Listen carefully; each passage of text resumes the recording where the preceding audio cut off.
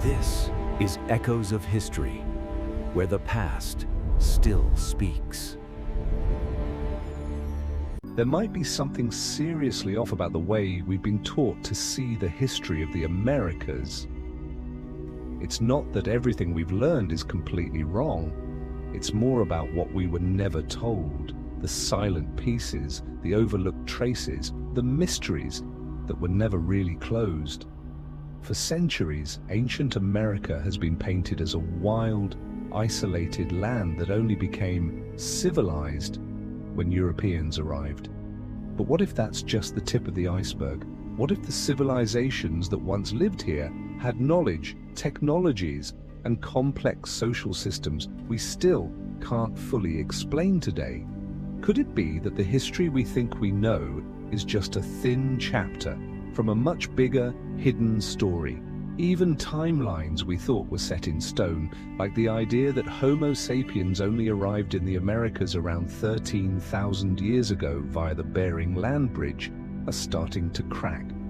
Strange archaeological finds buried deep beneath South America's soil, forgotten stone ruins hidden in the Amazon rainforest, and deserts in Mexico are turning up fossilized footprints, stone tools, and ancient architecture that point to a much more advanced level of organization than classical history ever allowed. These discoveries don't just challenge the dates.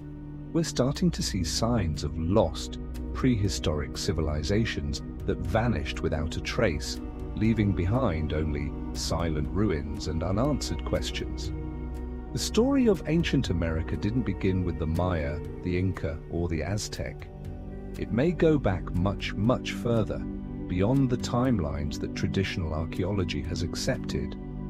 It may have been shaped by nameless civilizations, buried by time, swallowed by jungle and sand, and erased by ideology. From cities overtaken by the Amazon to pyramids hidden beneath desert dunes, from mysterious symbols carved into stone to massive underground systems, we're left with whispers from the past that quietly ask us, how much do we really know about the history of the Americas? And with that, Bedtime History invites you to enter a story that refuses to stop flowing, a place where historical truth isn't handed to you, but something you must seek out. So the real question is, are you ready to see the Americas with a completely new set of eyes? Not the version you were taught in school, but the one you were never allowed to believe could be real. If most of what we believe about ancient American history is built on so-called official timelines, then it's the unexpected discoveries, the ones that don't quite fit, that are quietly shaking the foundations of that illusion. There's a truth we can't ignore: the so-called exceptions, the artifacts that don't match the approved timeline, are starting to become the strongest evidence that the past was far more complex than we thought. From deep layers of earth to towering rock walls, researchers keep uncovering objects whose age directly contradicts the history we've been taught. And every one of these findings feels like a soft but firm knock on the door of denial, forcing us to ask, is the past beginning to reveal a different version of itself, one that's been hidden away? Take Monte Verde in Chile, an archaeological site that sent shockwaves through the academic world in the late 20th century. There, scientists uncovered evidence of a settlement dating back over 18,000 years, at least 5,000 years earlier than the widely accepted Bering Strait migration theory. And we're not just talking about a few fire pits or stone tools. They found remains of houses, food, even twisted plant fibers used for tying things together. Clear signs of a developed, settled lifestyle. Monte Verde didn't just break the timeline, it raised deeper questions. If people were living that far south in the Americas so early, how did they get there? What route did they take, and how long had they been here before that? Then there's Pedra Furada in Brazil, where archaeologists have found stone flakes that many independent researchers believe were shaped by human hands. The problem? Some of these tools date back 32,000 years. In fact, a number of samples were dismissed outright, not because they lacked evidence, but because they were just too old to be believable. That rejection didn't come from weak data, it came from a stubborn mindset, the belief that humans simply couldn't have been in the Americas that far back. But isn't real science supposed to follow the evidence, even if it threatens our current theories? And then there are the footprints, arguably the clearest sign that people were here. At White Sands, New Mexico, researchers discovered hundreds of fossilized human footprints dated by radiocarbon testing to between 21,000 and 23,000 years ago.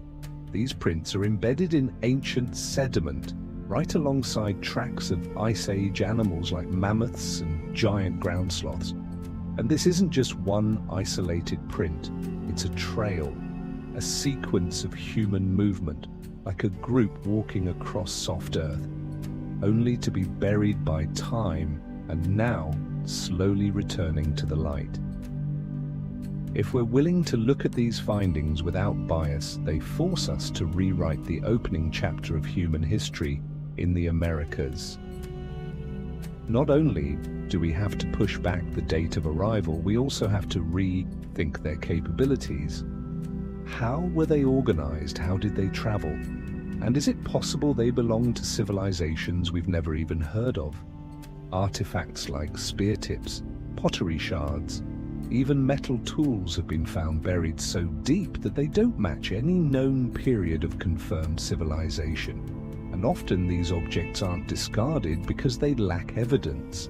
They're dismissed because they're just too inconvenient to explain using traditional models. History, like a river, always finds a way to push through the dams of old assumptions. And those silent objects, buried in the earth, locked in stone, or hidden deep in the forest, are slowly steering that current back on course. But to see it, we need the courage to redraw the entire mental map we've trusted for so long, because if the timeline was already wrong at the starting point, then how much else about ancient American history can we truly say is accurate? And that's just the surface. If we keep digging, not just into the ground, but into our collective memory, we'll find that even the methods we trust to date the past, like radiocarbon dating, are full of unanswered questions. And from there, a new layer of mystery begins to emerge, one that leads us into the next chapter: the secrets behind carbon dating and the controversies it still carries today. When it comes to figuring out the age of an artifact or an ancient site, radiocarbon dating is often seen as the gold standard, the ultimate clock of archaeology. But here's the twist: that very method, once hailed as foolproof, is now at the center of controversy and rejection. Our blind faith in an imperfect tool has, in some cases, become a locked door, shutting out possibilities that should have been explored. Carbon-14 doesn't lie, but the way we interpret it can be adjusted, distorted, or, let's be honest, cherry-picked to fit the narrative. Carbon-14, also known as radiocarbon dating, measures the remaining radioactive carbon in organic material to estimate how long it's been since that organism died. But the method only works under certain conditions. The material needs to be uncontaminated, free from environmental disruption, untouched by geological activity, and most importantly, it assumes that the level of carbon-14 in the atmosphere has always stayed consistent over time. But in reality, that's not how nature works. Things like cosmic radiation, volcanic eruptions, even major natural disasters can shift atmospheric carbon levels dramatically, throwing off results by thousands of years without anyone realizing. One of the most famous examples is the heated debate over charred wood fragments found deep in an excavation layer at Valsequillo, Mexico.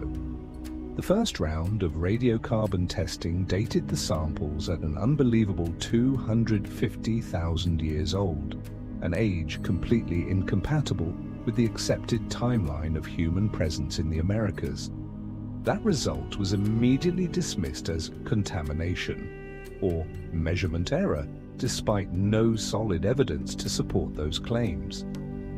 The wood was shelved, and the excavation was shut down soon after, not because it lacked value, but because that value didn't fit inside the academic box.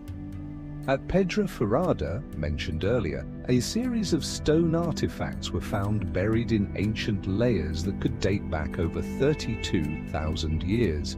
But since radiocarbon dating couldn't be reliably applied due to the lack of suitable organic material, conservative archaeologists simply brushed the findings aside, claiming the stones were naturally rounded by water and wind, not shaped by human hands.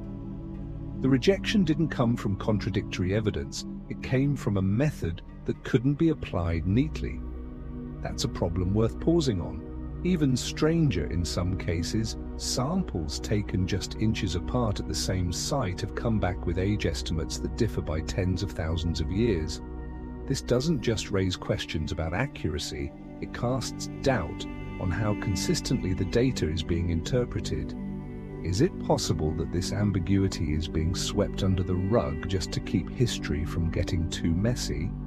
There's also a little-known fact many dating labs quietly refuse to process samples that are too old for the archaeological context they were found in. This isn't a technical limitation, it's a soft form of censorship where data is only accepted if it aligns with expectations. One archaeologist even admitted he had to report a different location for an artifact just to get it tested, because the real location would have caused it to be rejected outright. If science starts filtering data based on belief instead of evidence, what happens to history? The real danger isn't that carbon-14 is wrong. It's that we treat it like it can never be wrong. When a dating tool becomes a barrier to open thinking, history ends up trapped in the shadow of its own assumptions. And when artifacts are dismissed, not because they're fake, but simply because their age makes people uncomfortable, we lose the chance to better understand the human story. All these controversies only reinforce a deeper truth. History is never set in stone. It's a living, shifting current shaped by the way we read the traces left behind. And when those traces include ancient footprints pressed into long-forgotten earth, or nameless tools buried in frozen soil, what we need isn't more skepticism, it's a willingness to truly listen. Sometimes getting closer to the truth doesn't require a new method. It just takes a new mindset, one that dares to believe in what might be possible instead of settling for what's already familiar. And it's that mindset that will lead us to the next step, toward undeniable traces of early human life etched into stone and soil like diary pages from an era we've never truly read the right way. Buried deep in the silent layers of earth, where time piles up grain by grain, invisible and patient, are traces we can't ignore. They're not printed in textbooks, but they exist, like whispers from the past.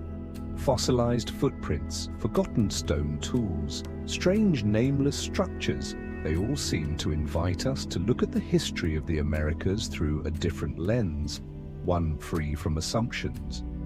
In a world where dating methods are still debated, these physical, tangible clues may be the most powerful proof we have that humans arrived here much earlier than we ever imagined.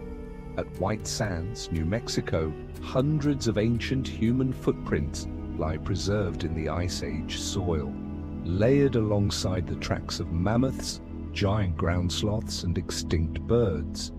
What stunned researchers wasn't just the prints themselves, but the story they seemed to tell.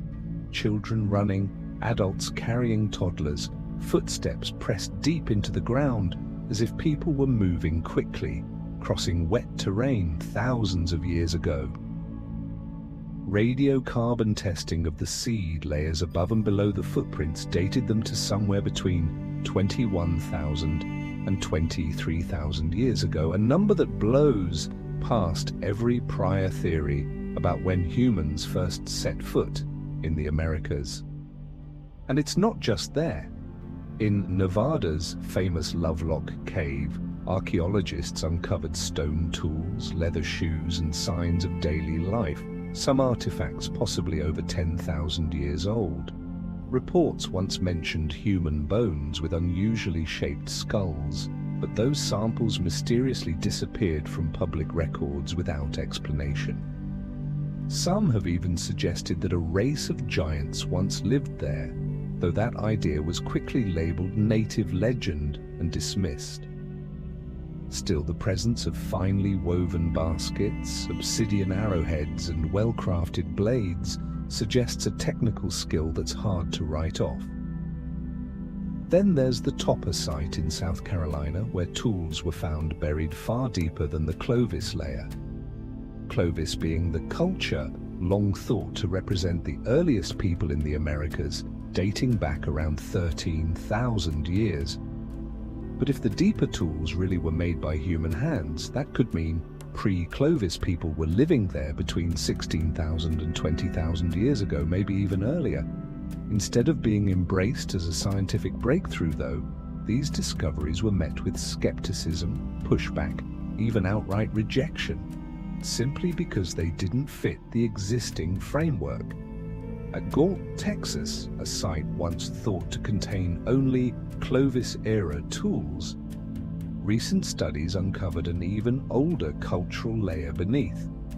There, researchers found stone tools crafted with unique, refined techniques, possibly dating back over 20,000 years. Among them were thin blades, scrapers, and carefully shaped fluted points, evidence of a level of craftsmanship and organization that challenges the idea of early humans as merely primitive hunters. These traces can't just be brushed off as coincidence or error. They exist in form, in structure, and in silent message. Ancient humans were here far earlier than we thought. And maybe they weren't isolated bands of survivors, but part of organized communities with social order, technology, and even belief systems of their own. Stone tools, remnants of dwellings, fire pits, even carved pillars with geometric symbols, all suggest that abstract thinking, the very core of civilization, wasn't something that arrived late. It may have been here all along. So what happened to those foundations? Were they wiped out by natural catastrophe, a great flood, a climate shift, or simply swallowed by time and buried under layers of forgetfulness? Or worse, were they deliberately erased, pushed out of history because acknowledging a past so distant, so unfamiliar, would threaten to collapse everything we thought we knew? Whatever the reason, what still lies underground, the faint footprints, the sharp tools, the quiet layers of ash, continue to whisper one thing: the past doesn't rest. And if we're brave enough to dig deeper, not just with shovels, but with honest curiosity, we may come closer to discovering civilizations that don't yet have names. From there, the story begins to shift toward one of the first true cities of ancient America, Corral. A place that may echo with the very first signs of a civilization that once shined brightly in the darkness of prehistory. In the dry, sun-baked lands of the Super Valley, just north of Lima, Peru, there's a place that doesn't quite fit our usual sense of time. Corral, an ancient city built over 5,000 years ago, stunned the archaeological world when it was discovered and confirmed as one of the oldest known urban settlements, not just in the Americas, but on Earth. While the Egyptians were beginning to build pyramids and the Sumerians were first inventing writing, the people of Caral were already constructing a massive stone city, complete with intricate architecture, stepped pyramids, central plazas, and a stunningly organized society. No evidence of war, no fortresses, no weapons. Instead, archaeologists found musical instruments, signs of trade, and structures that reflect a culture centered on harmony, knowledge, and peace. Caral isn't a city pulled from legend or myth. It came to light thanks to the persistence of Peruvian archaeologist Ruth Shady. For years, she and her small team slowly unearthed what looked like simple mounds of dirt, until they revealed a sprawling urban complex dating back to around 2600 BCE. That's as old, or even older, than Egypt and Mesopotamia's earliest civilizations. But what makes Caral truly special isn't just its age, it's the sheer level of planning and the spiritual symbolism embedded in its design. The pyramids were reinforced with mesh-like layers of stone to withstand earthquakes, using a technique that modern architecture still relies on today. The city's circular plaza, used for public ceremonies, was engineered with surprisingly advanced geometry and acoustics. Inside these structures, researchers discovered flutes made of bird bones, ceramic whistles, drums, and conch shell trumpets, proof that music was a central part of Caral's spiritual and social life. No signs of warfare, no weapons, no defense walls, just peaceful innovation and vibrant culture. Roads connected Caral to far-off regions, hinting at a vast trade network that may have stretched to the Pacific coast and deep into the Andes. But Caral presents a riddle we haven't been able to fully answer. How did a prehistoric society with no metal tools, no wheels, and no written language manage to organize and build a city of such scale? How did they grasp physics and geometry well enough to create structures that have stood for millennia? And why did their legacy seem to fade, leaving so little behind for later civilizations to build upon? Could it be that Caral wasn't the beginning, but a remnant, a surviving echo of an even earlier phase of human advancement, one we haven't yet named? One of the most mysterious aspects is the presence of abstract and cosmological symbols. On walls and structures, researchers found spirals, circles, and alignments that point directly to the rising and setting of the sun throughout the year. These aren't random decorations, they're deeply woven into a worldview where humans weren't separate from the cosmos, but part of it. Sacred even. Caral feels like a memory awakened from the earth, reclaiming its place in the story of humanity. But its true importance doesn't lie only in how early it appears on the timeline. It lies in the way it forces us to ask harder questions. Were the first civilizations really the result of slow, linear development? Or are they the leftovers of something that once peaked and then quietly disappeared? Caral doesn't give us a final answer, but it does shake the foundations of everything we thought we knew. If Caral can be seen as the opening chapter of urban history in the Americas, then the Olmec are the first vivid memory of a civilization so rich in symbolism that even modern language seems too quiet to describe it.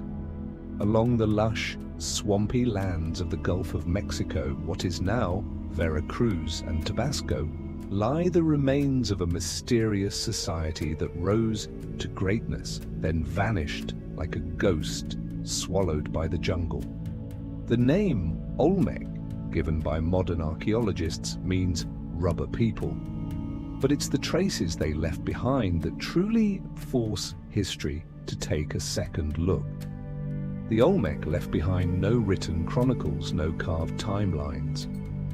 But they did leave something more powerful, Colossal stone heads weighing tens of tons carved into majestic faces, serene, distant, and uncannily unfamiliar. Some believe these heads represent rulers, others think they're gods, and still others suggest they may be portraits of people from elsewhere, perhaps even across the ocean. Whatever the truth may be, one thing is clear: the Olmec had the ability to extract, transport, and sculpt massive basalt boulders, some weighing up to 50 tons, from quarries dozens of miles away, all without the wheel, without draft animals, without metal tools. This isn't just a question of technology, it's a question of organization, vision, and a mindset far beyond the limits of their time. But sculpture was just one part of it. The Olmec laid the cultural groundwork for later Mesoamerican civilizations like the Maya and the Aztec, from early symbolic writing to ritual sacrifice to the very structure of their theocratic societies. Ancient stone carvings like Leventa Stela III or the Cascajal block contain markings that may be the earliest known form of writing in the Americas. If that's true, then the Olmec weren't just the mother culture. They were the first storytellers, recording consciousness in symbols and preserving memory in abstract language. What stands out even more is the deeply symbolic, cosmological worldview embedded in their society. Many of their buildings align with celestial axes, pointing towards solstices or astronomical events. Their religion centered around the feathered serpent, the jaguar god, and deities of water and fertility, symbols that lived on for centuries in other cultures, as though the Olmec had created a sacred blueprint for all of Mesoamerica. Inside their pyramids of earth and stone, archaeologists have found small statues with otherworldly human features, elongated heads, almond eyes, tiny mouths, as if they were never meant to represent ordinary people. Their economy, too, shows impressive complexity. Canal systems, levees, storage facilities, and ceremonial roads that connected major centers like San Lorenzo, La Venta, and Tres Zapotes. These weren't just places to live, they were hubs of spiritual and cosmic power. And it makes you wonder who taught them how to do all this. How did they develop such advanced social structures when neighboring areas were still living nomadic lives? The answer might lie in something we've lost, a deeper origin, or a memory erased from history. Some modern scholars suggest the Olmec weren't the beginning at all, but the final echo of something much older. A string of civilizations now mostly vanished, leaving only scattered traces behind. The stone heads, with their unplaceable faces, might be portraits of those who once lit the spark, then faded into legend, leaving behind descendants and distorted remnants. Others point to similarities between Olmec astronomy and ancient Eastern traditions, raising the possibility of transoceanic contact long before Columbus, a theory traditional archaeology calls fringe, yet one that's quietly gaining circumstantial support. Whatever the truth may be, the Olmec still stand as a challenge. No confirmed name, no preserved history, no clear successor. And yet their influence ripples thousands of years forward, like an anonymous teacher who left behind a curriculum but never signed their name. When we stand before those stone heads, we can't help but feel that something once existed, something greater, something aware, something that knew exactly who it was, but chose to retreat into the shadows of history. Still, one unmistakable symbol remains: those massive stone faces, silent, staring, unmoving. And maybe, just maybe, they hold the key to the true origin of a civilization that once lit up the prehistoric darkness of the Americas. They stand there, silent, unmoving, deep in the humid jungles of Mesoamerica, like eternal witnesses to a time that passed without saying goodbye. 20 colossal basalt heads, each standing between 5 and nearly 10 feet tall, weighing on average more than 20 tons, some over 50, are the most iconic legacy of the Olmec civilization and one of the greatest archaeological mysteries in the Americas. It's not just their size or weight that stuns people, it's what they represent. Faces that don't resemble any known indigenous group, carved with such precision and expression that they blur the line between ancient art and something more profound. These heads, often found at major ceremonial centers like San Lorenzo, La Venta, and Tres Zapotes, all share a powerful presence. Broad jaws, wide noses, thick lips, and eyes that seem to pierce straight through time. Some scholars believe they depict revered rulers, immortalized in stone to preserve their authority. But if they're just portraits of leaders, why were they buried? Why were many of them found face down in the earth, intentionally hidden, as if part of some ritual meant to return them to the ground? One compelling theory, proposed by several independent researchers, suggests these are more than portraits. They might be symbols of a people who once existed, possibly the originators of the Olmec civilization. The facial features, often described as having distinctly African characteristics, have led some scholars to wonder if there were transoceanic contacts from Africa or other distant regions thousands of years before Columbus. Mainstream archaeology still rejects this idea for lack of strong evidence, but when you're standing face to face with these stone giants, that rejection feels less about science and more about discomfort, with both emotion and logic. Others go even further, saying these heads are materialized memory, not just to honor the past, but to preserve a kind of knowledge. A message to the future that something extraordinary once happened here. If that's true, then these sculptures aren't just monuments, they're spiritual markers, like the Moai statues of Easter Island or the stone pillars of Göbekli Tepe. They weren't built for shelter, they were built to say something that words couldn't express. But how did the Olmec manage to move and carve such massive stones when the basalt quarries were located miles away through swampy terrain, with no wheels, no draft animals, and no metal tools? One theory suggests they floated the stones down rivers on wooden rafts, but that still doesn't explain how they got them down from the mountains or stood them upright without pulleys or advanced levers. Could it be that they possessed some kind of technical knowledge we've yet to understand, or perhaps they weren't alone? Some of the heads also bear strange markings, possible hieroglyphs, astronomical symbols, or swirling lines, motifs that would later appear in Maya culture. Could the Olmec have been not only material ancestors, but the symbolic origin of all Central American visual language?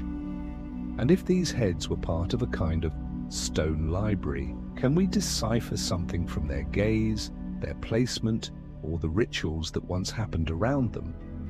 And here's the fascinating part. No two heads are exactly the same. Each one is unique, with different expressions, sizes, and headdresses. That adds weight to the theory that they're portraits of real individuals, but it could also suggest a coded system, marking social rank, spiritual roles, or even ethnic origin. Maybe what we're looking at are the stone ID cards of a forgotten people, lost to time but not to memory. Like all great mysteries, the Olmec heads offer no clear answer. They are the faces of the past, but also a mirror reflecting our present confusion, where modern science still doesn't have the full vocabulary to decode what the ancients left behind. And when we finally turn our gaze away from those stone eyes, what lingers isn't certainty. It's the deep sense that we've just glimpsed something very real, something that's been forgotten for far too long. If the metaphysical carvings of the Olmec still leave scientists puzzled and skeptical, then what remains at Tiwanaku, sitting quietly on the shores of Lake Titicaca at nearly 13,000 feet above sea level, pushes those boundaries even further? Tiwanaku isn't just an ancient ruin, it's often seen as the spiritual cradle of Andean civilizations, where enormous stone blocks were fitted together with such precision that even modern engineering struggles to explain how it was done. Each stone looks as though it was pre-cast and laser-cut, using technology that official history doesn't even acknowledge existed in prehistoric times. The stones at Tiwanaku aren't just massive, they're carved, notched, and interlocked with such exactness that even today's engineers argue over how it was possible. The andesite and diorite blocks, rocks harder than steel, were stacked with tight, complex joins using no mortar, no gaps, and yet have stood firm for thousands of years. At Pumapunku, an eerie extension of the main site, you'll find giant H-shaped blocks machined with near-mechanical accuracy, perfectly round boreholes, and razor-sharp corners cut at flawless right angles. It looks less like something chipped by hand and more like it came off a modern CNC machine. How did an ancient people, without wheels, without metal, without rotary tools, manipulate such stone with this kind of precision? The mainstream answers are often evasive. They were very skilled, or they had a lot of time. But anyone who's stood in front of those stones knows it's not just about craftsmanship. It's about a different kind of thinking, a different level of technology, and maybe even a different kind of purpose. These weren't built just for shelter, they were built with intention, astronomical, spiritual, possibly even something beyond conventional understanding. Many of the structures at Tiwanaku are aligned with precision to the cardinal directions and solstice points. Ceremonial platforms like Kalasasaya functioned as giant solar calendars, where the shadows of stone pillars would land exactly on key dates in the solar year.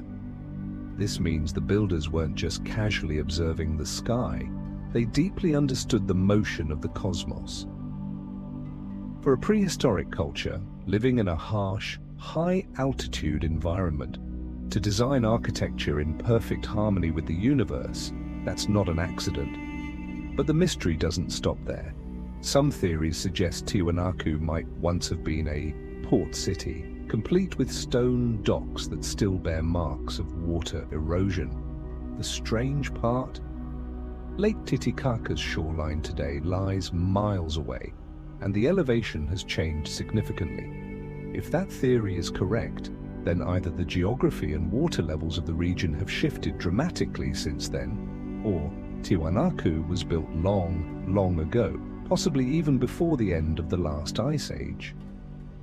Some independent researchers drawing on geological and astronomical data suggest the site could be up to 15,000 years old or more. Mainstream archaeology rejects this outright, of course, but even so, there's something about Tiwanaku that refuses to fit neatly into the official 1,500-year timeline printed in textbooks. The scarier question is, if Tiwanaku really is that ancient, who built it? The Tiwanaku people themselves? Or were they simply inheritors, living among the ruins of something far older, reinterpreting its meaning through a new cultural lens? This pattern has happened throughout history. The Maya arrived at El Mirador, the Inca at Sacsayhuaman, the Greeks at Knossos. In each case, new generations added their own meaning, covering up the true origins buried beneath their feet. At Tiwanaku, the stones aren't just building material, they are thought forms, maps of a lost worldview, possibly encoding a kind of forgotten knowledge of materials, of sound resonance, of solar energy, of harmony between structure and sky. When you stand in Tiwanaku, you're not just visiting an ancient city, you're standing in a prehistoric archive, one written not in letters, but in stone. If Tiwanaku was a civilization's bold declaration of cosmic knowledge and social order, then Pumapunku is its eerie whisper, a haunting reminder of a technology that once existed and was somehow lost. Just a few hundred meters from the heart of Tiwanaku, this site isn't massive. It doesn't have towering monuments or ornate temples, but it stops engineers, archaeologists, and even skeptics in their tracks. They look at the stones scattered across the high Andean plateau and ask in hushed disbelief, who created this and how? Pumapunku, which in Aymara means the gate of the puma or the lion's gate, is a field of broken basalt and diorite blocks lying seemingly at random, many shattered as if toppled by a great catastrophe. But what makes this site so strange isn't just the size of the stones, it's the way they were worked. These aren't rough-hewn rocks, they are perfectly geometric forms with flawless right angles, laser-flat surfaces, precisely centered boreholes, and grooves so accurate the stones could interlock like pieces of some ancient Lego set. Some of these stones weigh over 100 tons and were transported from quarries nearly 10 kilometers away. No wheels, no cranes, no draft animals, and all of this at high altitude in terrain that's brutally unforgiving. Even getting the stones there would be extraordinary, but carving and fitting them? That's what truly defies explanation. You see advanced techniques, dovetail joints, tongue and groove fittings, triangular notches, details so precise they resemble the kind of stonework only modern industrial tools can achieve. Engineers who have studied the site have admitted, we don't know how this could have been done with only stone tools. So the question becomes unavoidable. Did ancient people have access to a kind of technology that has since been lost? Something that doesn't fit into our slow, linear model of human development? Some independent researchers even suggest they might have known something about material science, sonic manipulation, or temporary stone softening techniques. These ideas are often dismissed as pseudoscience, not because they're disproven, but because they don't fit the mainstream narrative.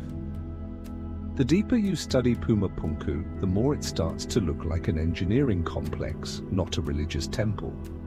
The famous H-shaped stones can be slotted together in multiple configurations, almost like modular components, a concept of architectural design that modern construction only began using in recent decades.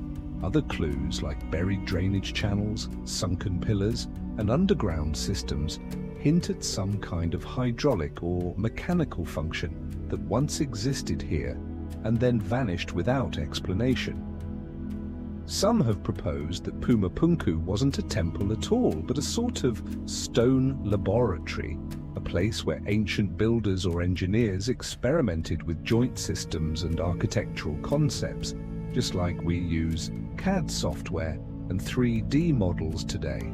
The unfinished blocks, half-cut surfaces, and chaotic scattering of material, could they be evidence of a project abandoned midstream, halted by a catastrophe we don't yet understand? And then there are the myths, ancient oral histories that speak of a first age, when gods or enlightened ancestors traveled between cities in straight lines without vehicles, carrying tools that shaped stone as if it were soft clay. Today we dismiss these stories as legends, but when you stand before the stones of Pumapunku, it's hard not to shiver at the thought that maybe, just maybe, those stories were trying to preserve a truth, one so profound that it could only be recorded in stone, not in writing. Today, Pumapunku is just a pile of ruins. No one knows what it looked like when it stood intact. There are no domes, no blueprints, no epic poems describing it. And maybe that's what gives it power. It speaks without language, like an echo from a past that was never translated. When you leave the site, the question lingering in your mind isn't just, how did they do this? But something far more unsettling. Maybe we're not the first civilization that knew how to build. Maybe we're just the first to stop believing in things we don't yet understand. From the impossible engineering of Pumapunku, history leads us to the monumental achievements left behind by the Maya. Massive pyramids, jungle-covered cities, and most striking of all, El Mirador. A once great capital that lay forgotten for thousands of years, not where the Maya story began, but where it was reborn. Hidden deep in the Petén jungle of northern Guatemala, where the trees grow so thick that sunlight barely touches the forest floor, lies a city that was once the most powerful center of the ancient Maya world.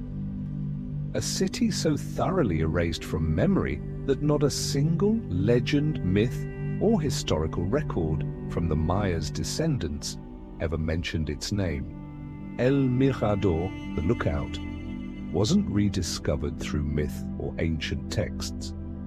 It was uncovered by the silent roar of massive stone foundations buried beneath the jungle floor.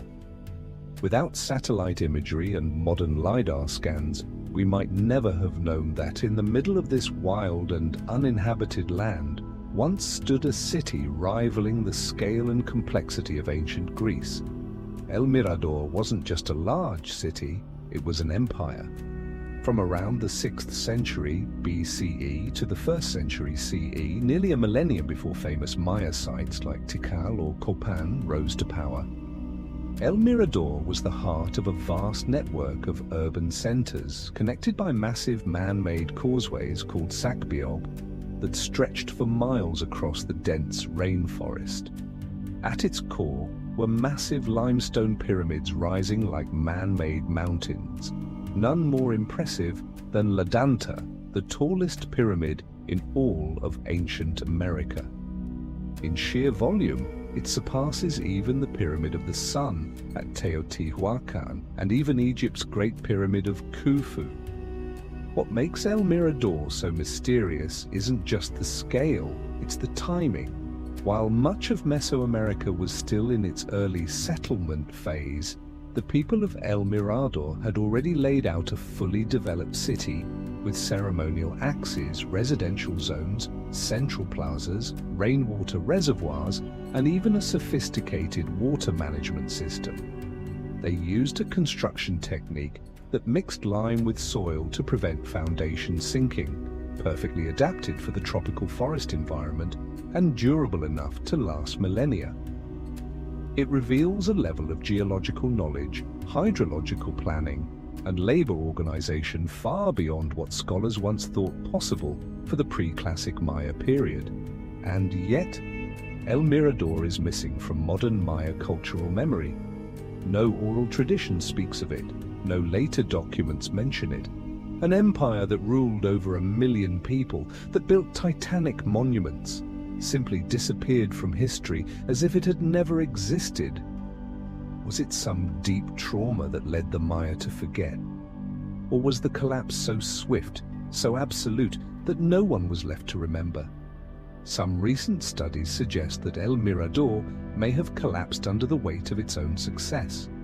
The intense use of forest resources to burn limestone for construction may have devastated the ecosystem, leading to soil degradation, water loss during dry seasons, and eventually agricultural and social collapse.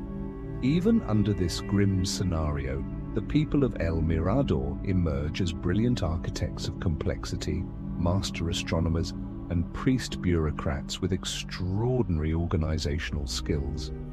Today, when archaeologists walk along the ancient Sacbiog, now hidden beneath tangled roots, they don't just see the ruins of a city, they see a blueprint of society pushed to its limits.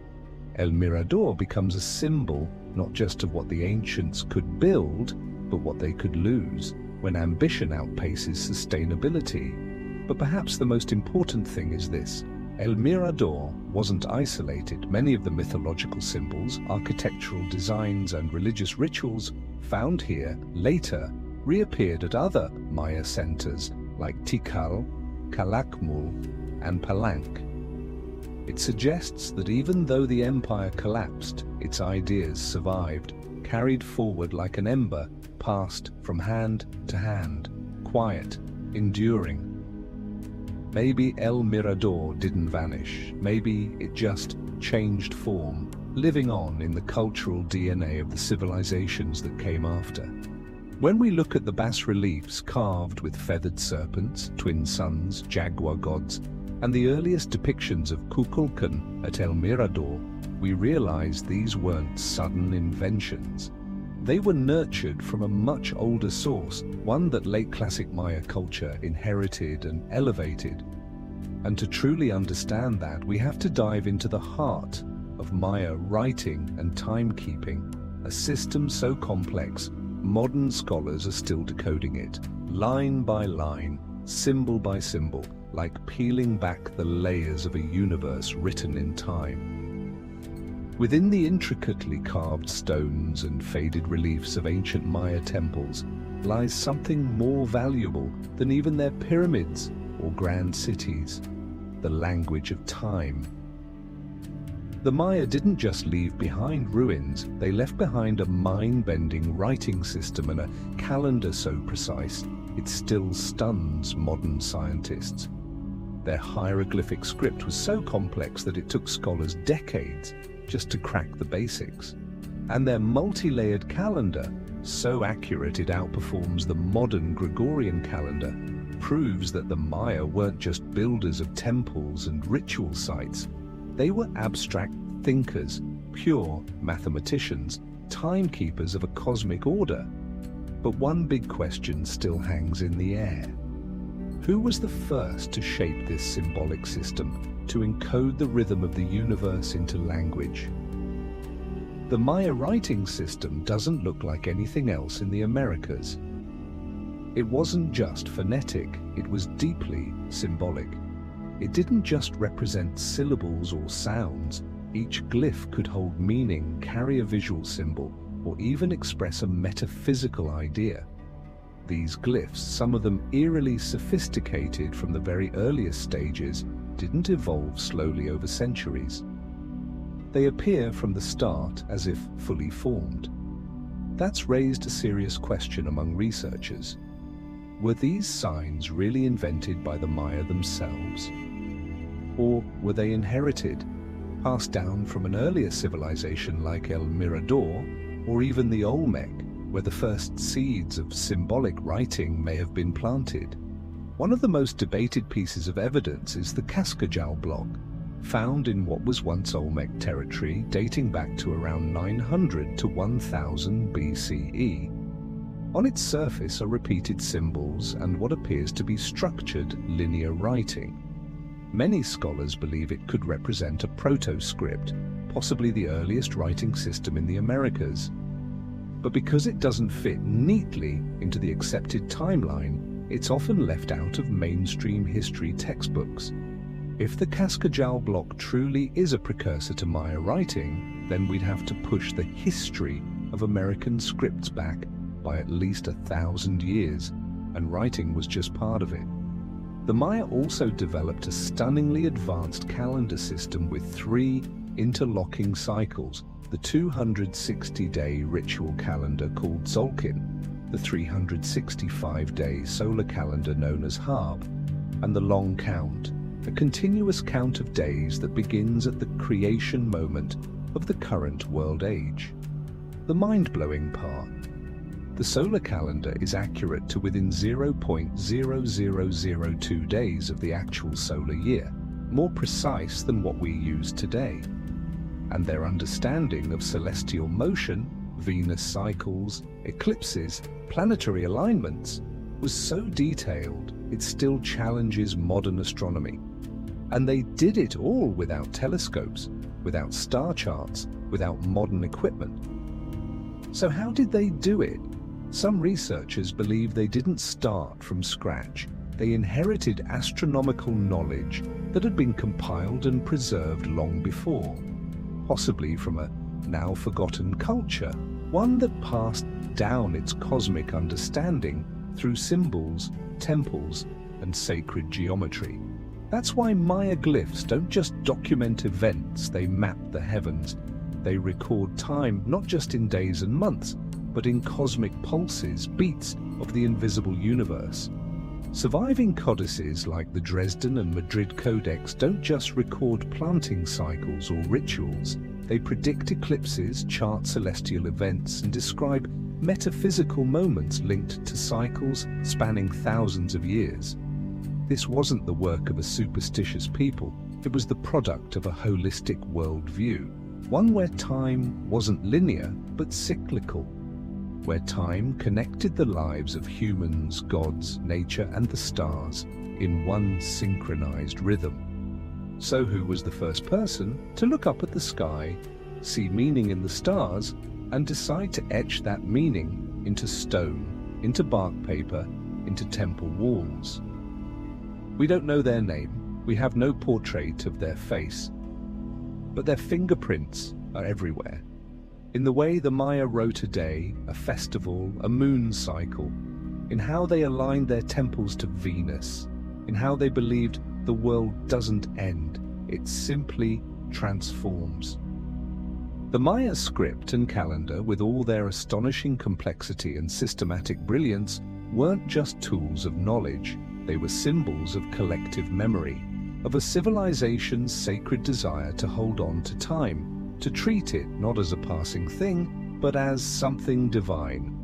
And beneath the surface of their civilization, the Maya left behind something even deeper: structures hidden underground, caves, tunnels, and silent doorways leading into the earth. Places where knowledge wasn't carved in stone, but stored in shadows, reserved only for those who truly understood. For the Maya, the underworld wasn't just a burial place, it was a gateway, a sacred bridge connecting the world of the living, the heavens and Xibalba, the mysterious realm of spirits and ancient gods. And it's directly beneath some of their most sacred structures, like El Castillo at Chichen Itza, or the temples at Palenque and Calakmul, that these hidden doorways began to reveal themselves. For decades, modern archaeologists believed Maya pyramids were strictly ceremonial, or used as astronomical observatories. But ground-penetrating radar surveys and recent underwater archaeological dives have uncovered something astonishing. Beneath many of these great pyramids lie natural sinkholes, limestone caves, and underground water chambers, cenotes, that were intentionally incorporated into the design.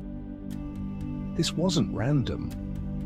The builders seemed to know exactly where the land opened up, where caves lay waiting, and how to align the temple's central axis directly with the mouth of these sacred wells. Was this how they created a cosmic axis, a place where ritual, astronomy, and myth all converged? One of the most shocking discoveries came at Chichen Itza. Beneath the El Castillo pyramid, researchers found a submerged limestone cave, essentially a dark well, formed by collapsed rock and filled with water. For the Maya, this was no ordinary cave. It was believed to be an entrance to Xibalba. The area had been sealed off for thousands of years, only exposed after 3D radar scanning revealed something undeniable. The pyramid was intentionally built atop a sacred geological convergence point. That couldn't be coincidence, the Maya knew. They chose that exact spot as the axis mundi, the central pillar between heaven and earth. And Chichen Itza wasn't the only one. At Palenque, researchers uncovered secret cave systems beneath the Temple of Inscriptions. When King Pakal's tomb was excavated, a carved stone channel was found running beneath his sarcophagus, possibly symbolizing the soul's passage to the other world. On the sarcophagus lid, Pakal is shown reclined, as if piloting a cosmic machine, surrounded by celestial symbols and astronomical references. Orthodox scholars say it's just spiritual metaphor, but there's a quiet, persistent sense that something deeper is being hinted at. Indigenous researchers believe these caves and sacred wells weren't just symbolic, they were the actual resting places of ancestral spirits, and the vaults where sacred knowledge was stored. Not everyone could enter, only those entrusted to remember and protect the memory of the world.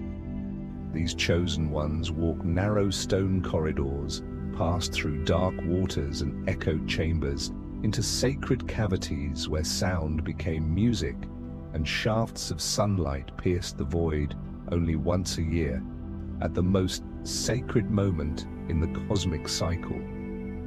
These passageways weren't haphazard mazes, they were designed with intention, precisely oriented, mathematically proportioned, and in some places shaped for acoustics. The echoes inside these spaces behaved like in a cathedral, deliberate, calculated. Some were carved like the throat of a serpent god. Others were shaped like the womb of Mother Earth. Inside, a priest's prayer didn't just echo, it resonated. It vibrated with the stone, with the water, with the air. It created a soundscape that felt supernatural, even terrifying, like hearing not just the voice of a man, but something answering from the other side.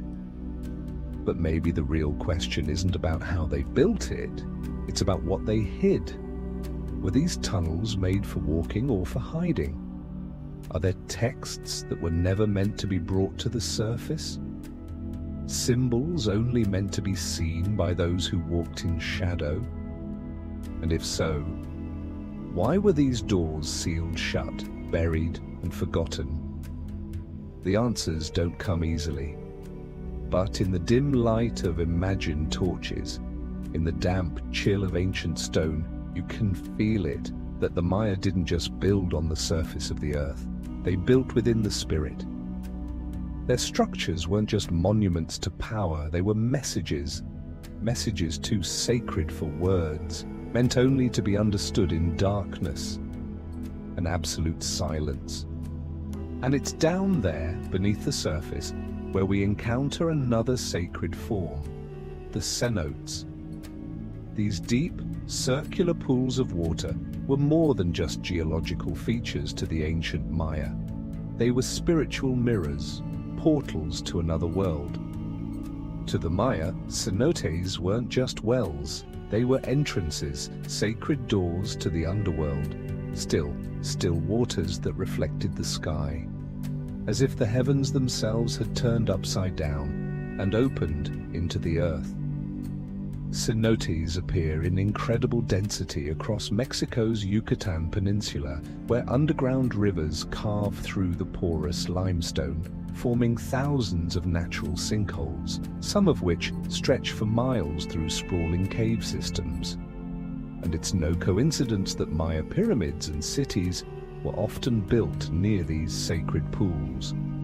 In fact, the great city of Chichen Itza wasn't just known for El Castillo, it was defined by its proximity to the sacred cenote, one of the largest and most important ritual sites in the entire Maya world. According to ancient texts and oral traditions passed down by Maya descendants, cenotes were believed to be the mouths of Xibalba, the Maya underworld, realm of gods, spirits, death, and rebirth.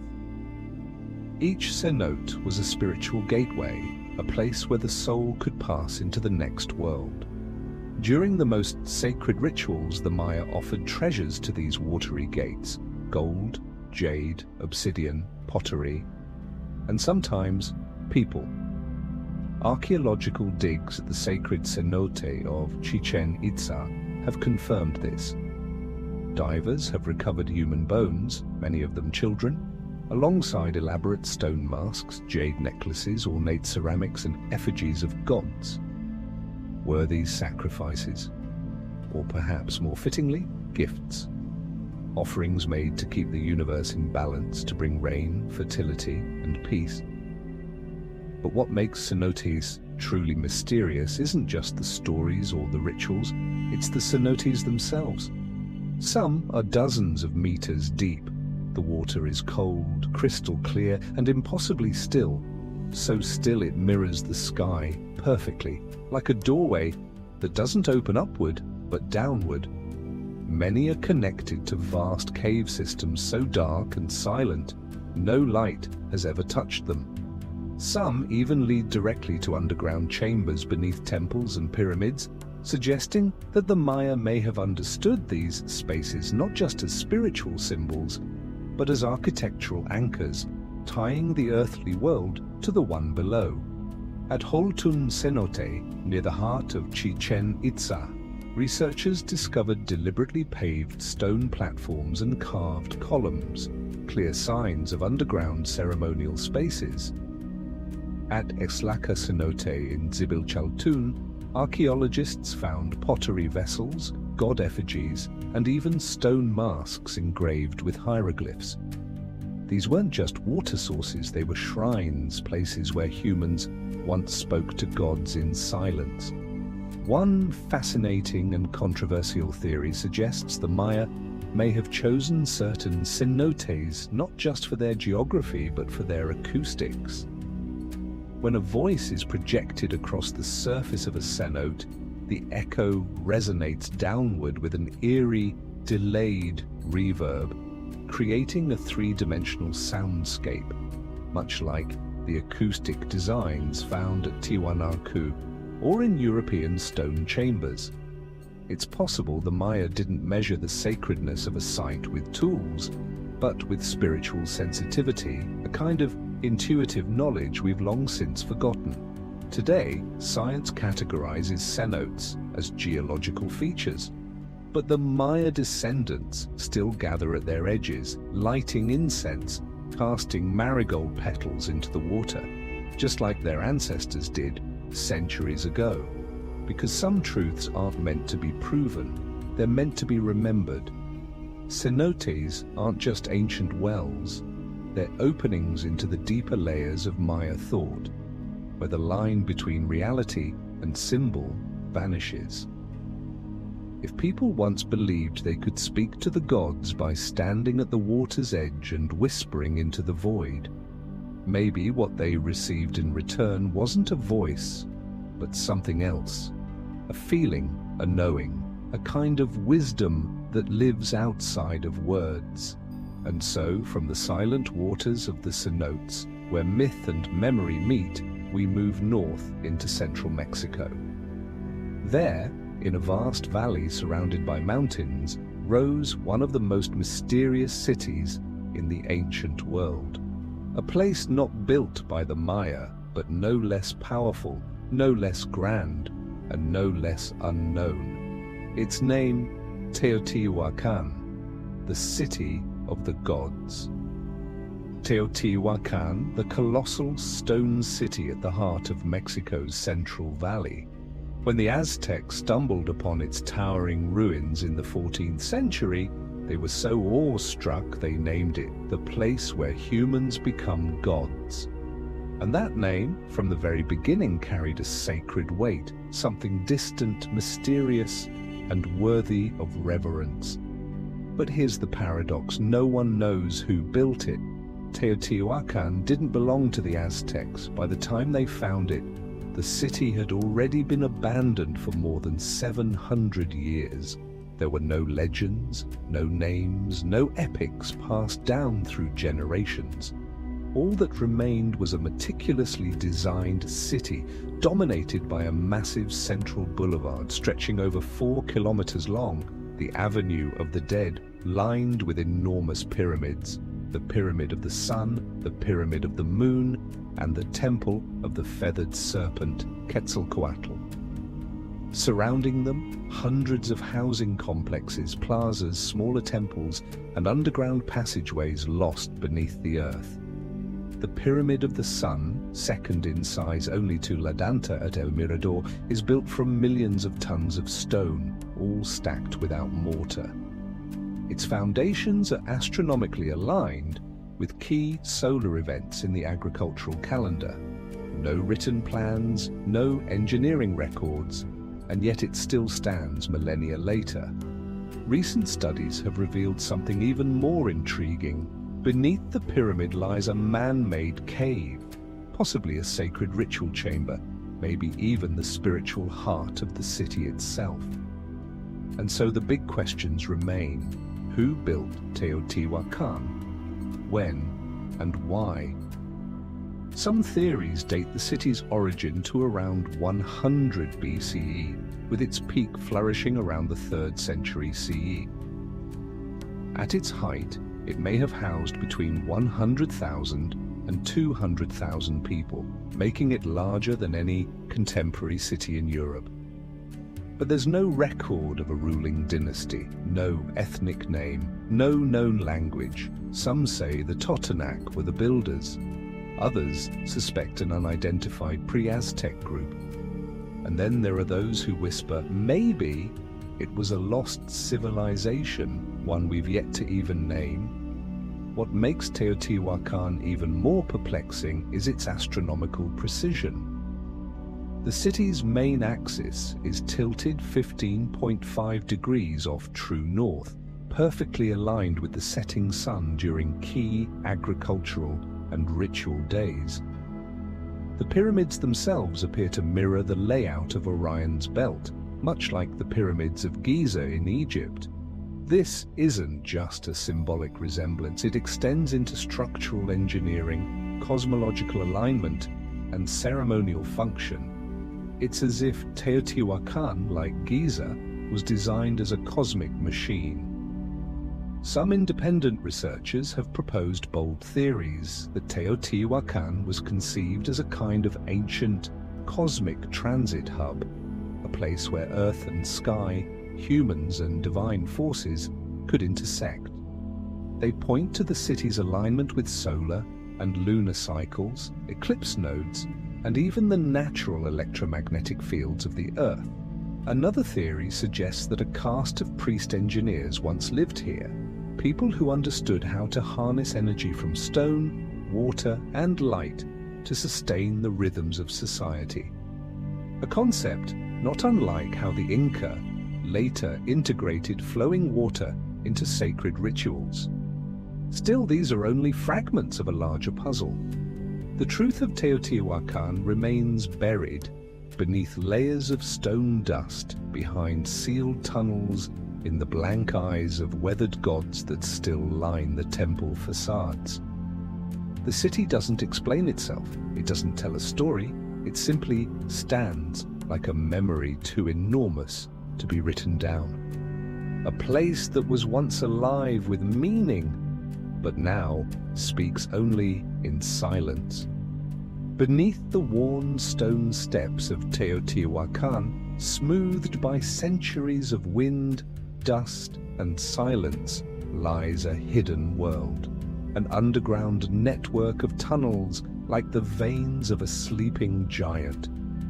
If the surface of the city was built for grand ceremonies, bustling plazas, and pyramids reaching toward the heavens, then what lies below tells a different story, a quieter one, a sacred space where every echo sounds like a memory sealed in stone. These tunnels weren't accidental. They weren't geological quirks, they were part of Teotihuacan's spiritual architecture, intentionally crafted, designed to lead not outward but inward. And only by stepping into the darkness can one begin to understand what the city was truly protecting. One of the most astonishing discoveries of the 21st century was the tunnel beneath the Temple of the Feathered Serpent, Quetzalcoatl. When ground-penetrating radar was first used there in 2003, archaeologists detected an anomaly under the temple floor. It would take more than 6 years of excavation to reach the entrance, sealed intentionally with layers of stone, pottery shards and clay, as if someone long ago didn't want that doorway opened again. But when the final barrier was removed, they found a tunnel over 100 meters long, stretching directly beneath the pyramid. What they found inside was surreal. The walls were coated with a powder made from pyrite and mica, minerals with natural reflective properties, so that the tunnel shimmered when lit like a crystalline corridor. Scattered across the floor were hundreds of small metallic spheres, each the size of a baseball, carefully crafted and coated in golden iron oxide.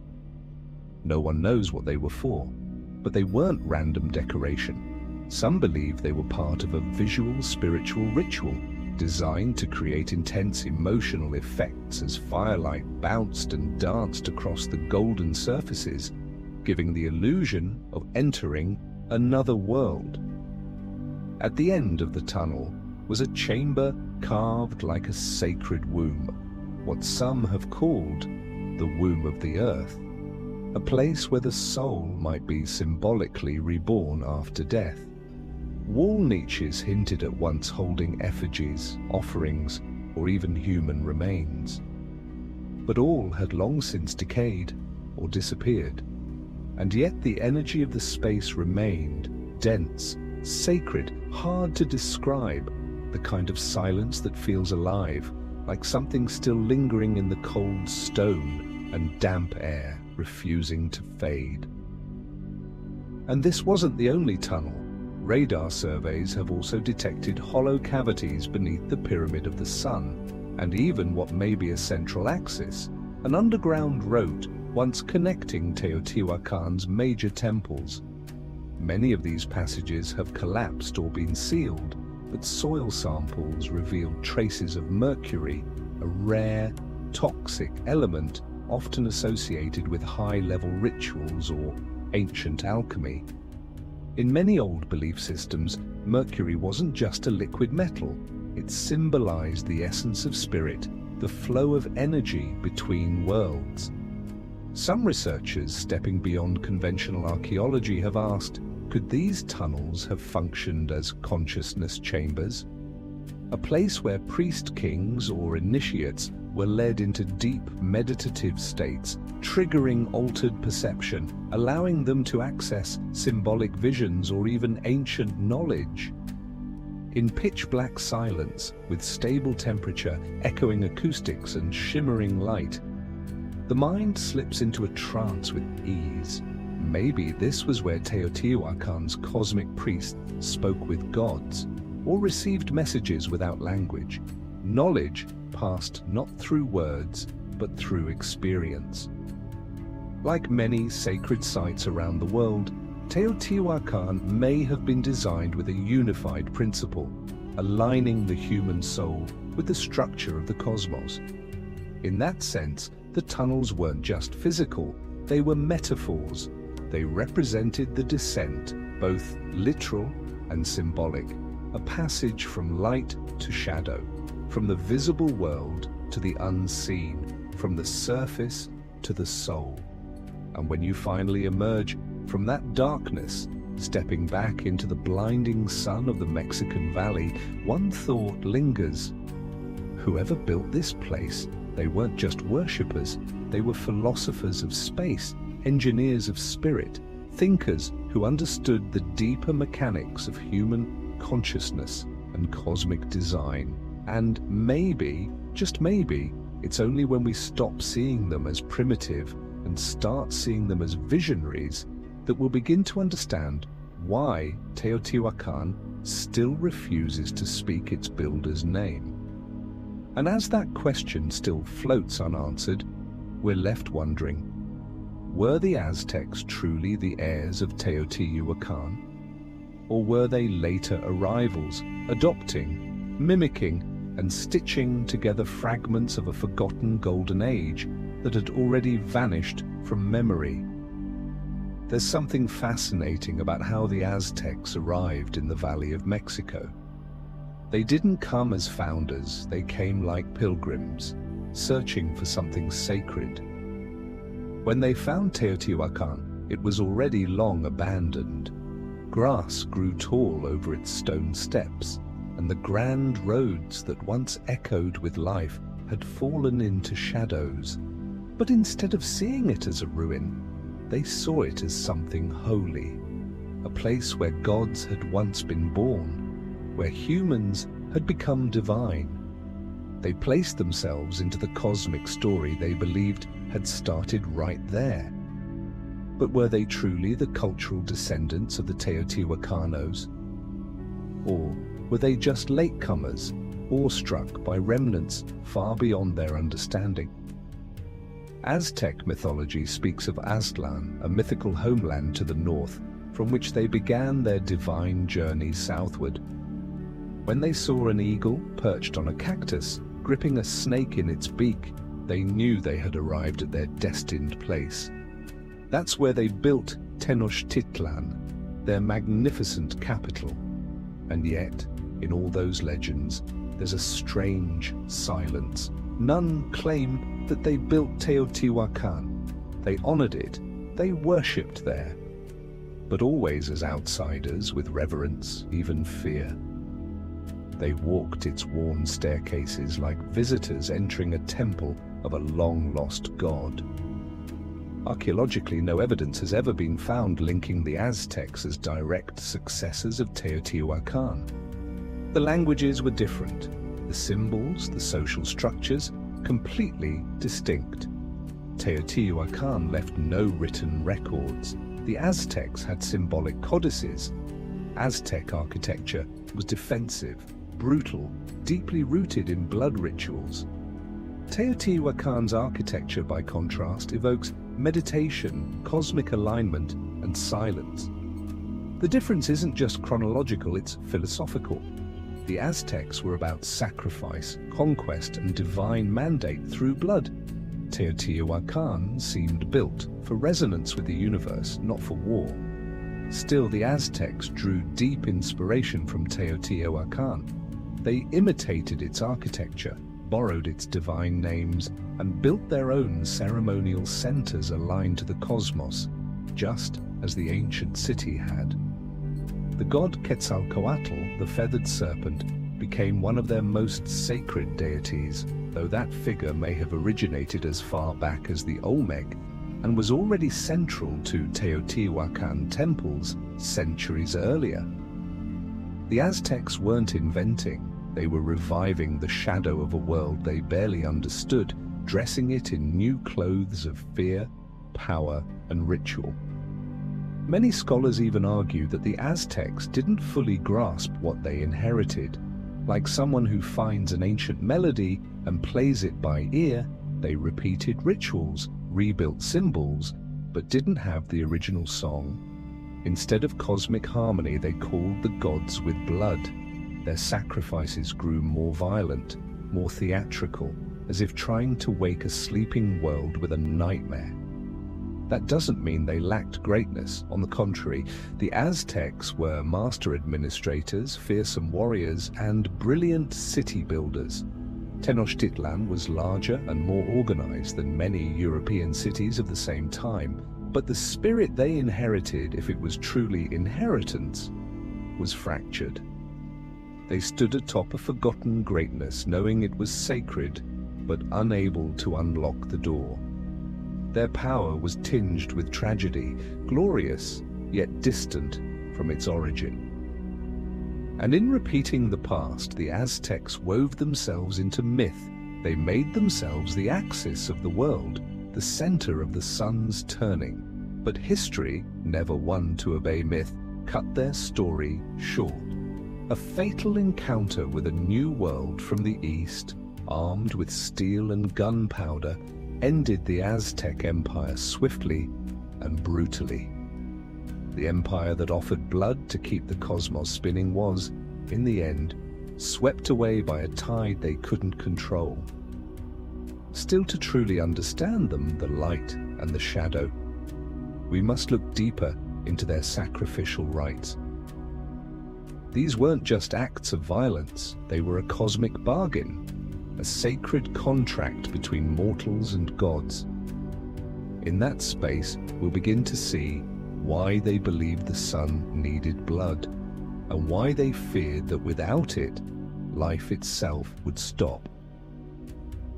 As dawn broke over Tenochtitlan, the first light of day touched the stone steps of the Templo Mayor, reflecting off the blood-red walls of the temple, still wet from the ritual of the day before. But for the Aztecs, this wasn't something horrifying. This was life being sustained. This was proof that the sun was still moving across the sky, because the people had done their part. They had offered blood, the most sacred fuel in the universe. In the Aztec worldview, sacrifice wasn't brutality, it was necessity. A sacred contract between humans and the gods, sealed not just in belief but in flesh and blood. The Aztecs believed they were living in the fifth sun, a fragile cosmic era that could only continue if humans upheld their end of the bargain. According to their mythology, previous worlds had been destroyed when people failed to nourish the sun with the vital essence of life. To prevent that fate from repeating, the Aztecs built an entire civilization around one divine duty: to feed the sun with blood, to tear out living hearts so that the universe could be reborn again and again, every single day. And so sacrifice became the center of everything: religion, politics, even warfare. Battles weren't just fought for territory, but to capture prisoners of war. Flower warriors, chosen not for punishment, but for offering. The braver the captive, the greater the honor in sacrifice. They were fed well, dressed in finery, led up the temple steps with music and dancing. The ritual was contradictory and profound, honoring someone at the highest level by preparing them to die. At the summit of the Templo Mayor, beneath the blazing sun, Aztec priests used obsidian blades to cut open the chests of the living. As the still beating heart was raised toward the heavens, blood was poured into sacred vessels and splashed on the statues of the gods. The bodies were rolled down the temple steps, their blood flowing through carved stone channels back into the earth, into the body of Tlaltecutli, the Earth Mother. During major ceremonies, Spanish chroniclers reported that hundreds of hearts could be offered in a single day, scenes that left them horrified and speechless. But to the Aztecs, this wasn't barbarism, it was sacred duty. The dead weren't victims, they were givers of life. Blood wasn't just a substance, it was a symbol of the soul. Death in ritual wasn't an end, it was a transformation, a rebirth into a higher realm, where warriors became gods, riding the sun across the sky by day and returning through the underworld at night. That's why sacrifice wasn't just a ritual in Aztec society, it was its foundation. Every major structure had an altar, every harvest, victory, coronation bathed in blood.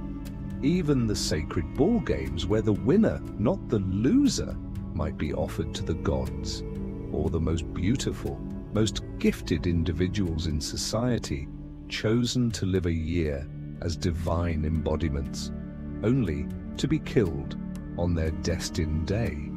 Nothing was separate: religion, politics, identity, they were all woven together. The ruler wasn't just king, he was the living face of the divine. And blood was the cosmic message, the proof that the order of the universe still held. This belief system gave the Aztec Empire immense power. By controlling the rituals, the priests and nobles controlled faith, emotion, and fear. They turned war into worship, death into honor, and society into a machine powered by myth. The Aztecs rose rapidly, not just through swords, but through ideology, a belief so deeply rooted that people were willing to die for it, and saw beauty in doing so. But when ships with white sails arrived from the east, bringing armored riders and fire-spitting weapons, that world began to crumble, not just from disease and gunpowder, but from the collapse of belief itself. The myths could no longer stand against a reality too foreign, too sudden. And so Tezcatlipoca, the god of shifting shadows, spoke again. But that is a story of endings, for now we turn our gaze north, to a place most never thought held any ancient secrets, to quiet ruins hidden in the heartland of what is now the United States. Among strange earthen mounds and the buried skeleton of a forgotten city, we begin to uncover a civilization few have heard of, Cahokia, the lost empire of North America. Across the flat plains along the Mississippi River, right where the modern state of Illinois now lies, there once stood an ancient city few today would ever imagine. No stone pyramids, no towering deities, no intricately carved temples. And yet Cahokia was the largest urban center in North America before European contact. At its peak, between 1050 and 1200 CE, it held an estimated 15,000 to 40,000 people, more than London at the time. Cahokia is a mystery still unfolding, a civilization that rose to remarkable heights and then vanished without a word. When French explorers traveled down the Mississippi in the 17th century, they stumbled upon massive earthen mounds stretching for miles, some rising high into the sky, shaped with terraces and flat tops that clearly once held ceremonial structures. The largest of them, Monk's Mound, still stands today, nearly 100 feet high, over 1,000 feet wide. It remains the biggest earthen construction ever built in North America. But the most baffling thing was this: there were no people left, no city, no inhabitants, no legends, just the quiet presence of ancient earthworks and the ashes of a once great metropolis. Cahokia wasn't like the scattered jungle ruins of the Maya. It was a real city, carefully laid out with a ceremonial core, residential districts, industrial areas, and a system of water management and marketplaces. Homes made of wood, clay, and thatch surrounded a massive central plaza that once hosted community rituals involving thousands of people. Here, archaeologists discovered traces of a wood henge, a circular arrangement of giant wooden posts aligned with the rising and setting points of the sun throughout the year. It revealed that the people of Cahokia were not only sky watchers, they were timekeepers. Their understanding of astronomy guided both their rituals and their agriculture. But it didn't stop there. Cahokia was at the heart of a massive trade network that stretched from the Gulf of Mexico to the Great Lakes. Artifacts found at the site include obsidian from the Rocky Mountains, seashells from the Atlantic coast, and copper from Lake Superior. This wasn't an isolated village, it was a hub, a central node in a vast native civilization that spanned the American Midwest. And yet its fall came swiftly and quietly. There's no evidence of war, no signs of fires or sieges, only a sudden decline around the 14th century. Scholars have proposed various theories: climate change, deforestation, flooding, political upheaval. But without a written language, all we have are fragments, pieces of a larger story that's been washed away by time. Maybe, just maybe, in some final ritual, when the sun no longer rose in the right place, or the harvest failed to follow its sacred rhythm, the people of Cahokia believed the gods had left them, and so they left too. What makes Cahokia so powerful isn't just its size, it's how it breaks the mold. Western history tends to paint pre-Columbian North America as a land of scattered tribes and small communities. Cahokia proves otherwise. It shows us a moment in time when cities thrived, ceremonies united thousands, astronomy guided society, and trade flowed like rivers. And not only did it exist, it rivaled the great civilizations of Mesoamerica and Europe in scale and complexity. So why isn't it in our history books? Why do so few Americans even know it existed? maybe because it doesn't fit the story Western education prefers to tell. A native city that grew without European help, one that was already thriving before the very idea of America was born. That can be uncomfortable for the victors who got to write the textbooks. Like Teotihuacan, El Mirador, and Caral, Cahokia feels like one of the missing links in a long chain of indigenous civilizations that were fractured, forgotten, or erased. No epic legends, no direct descendants claiming its legacy. And yet the mounds remain, silent witnesses, reminding us that under our feet once stood a city that listened to the stars. And from Cahokia, our eyes turn toward another enigma, curving shapes stretched across the earth. Animal-shaped mounds laid out with such precision and intent that no simple logic can explain them. They aren't random, they're symbols, reflections of a deeper worldview, where nature, spirit, and mathematics merged into one living landscape.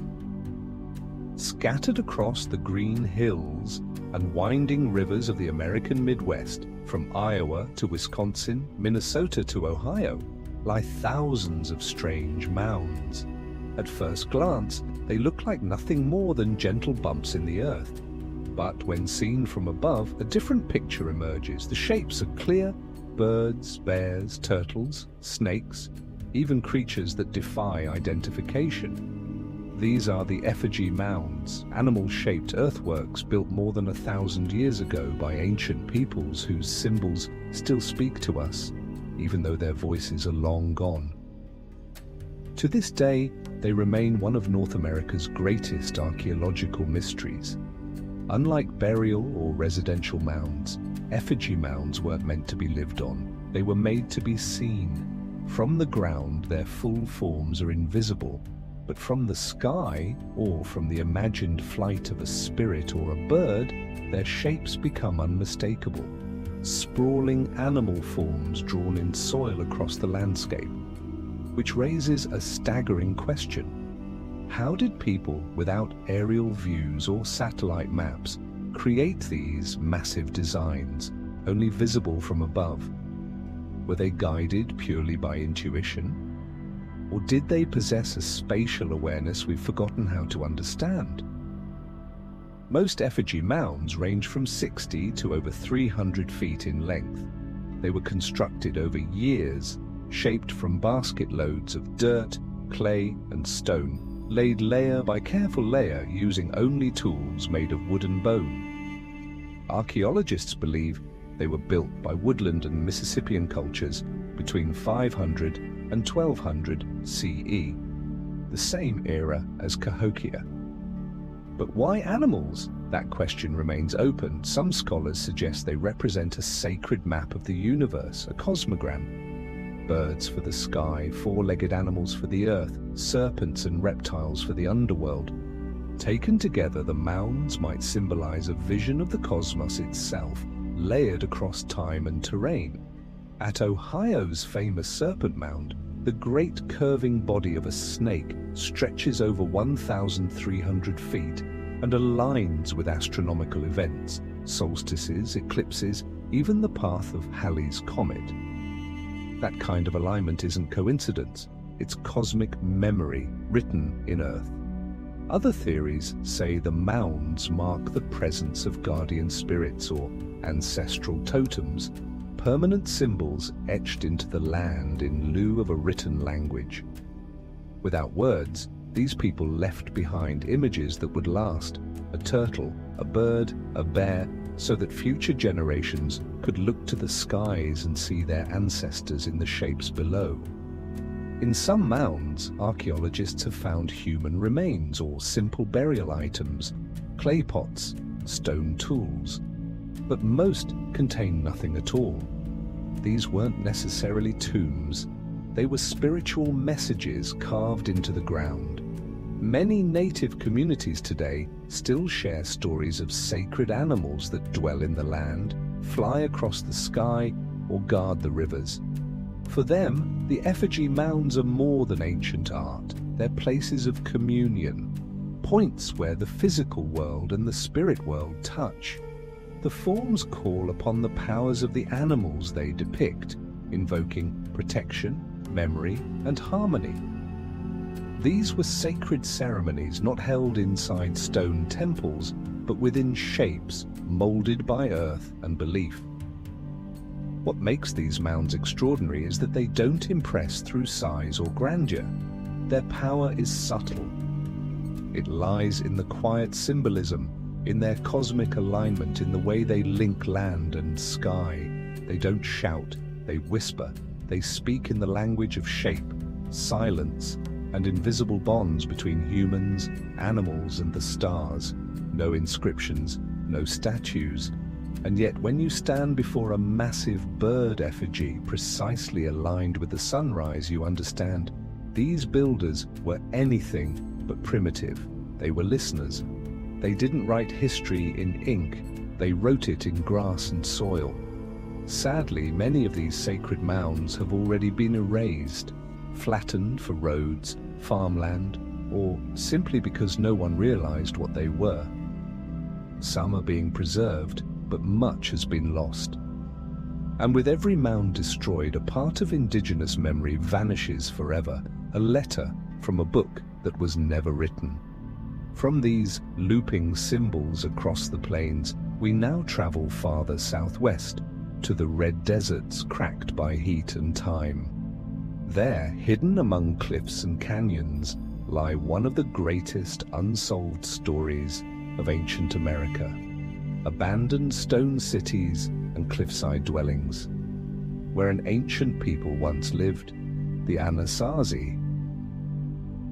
In the arid expanse of the Four Corners region, where Arizona, New Mexico, Colorado, and Utah meet, lies a vast landscape of red rock, carved over millennia by desert winds and time. It's a place where the people seem to have vanished long ago, yet their traces remain, etched into cliff faces like an unfinished dream. This is the land of the Anasazi, a name long used to describe the ancient Puebloan peoples who once flourished in the American Southwest, building cities in stone, cultivating the desert, and crafting a rich spiritual life, only to disappear suddenly in the 13th century.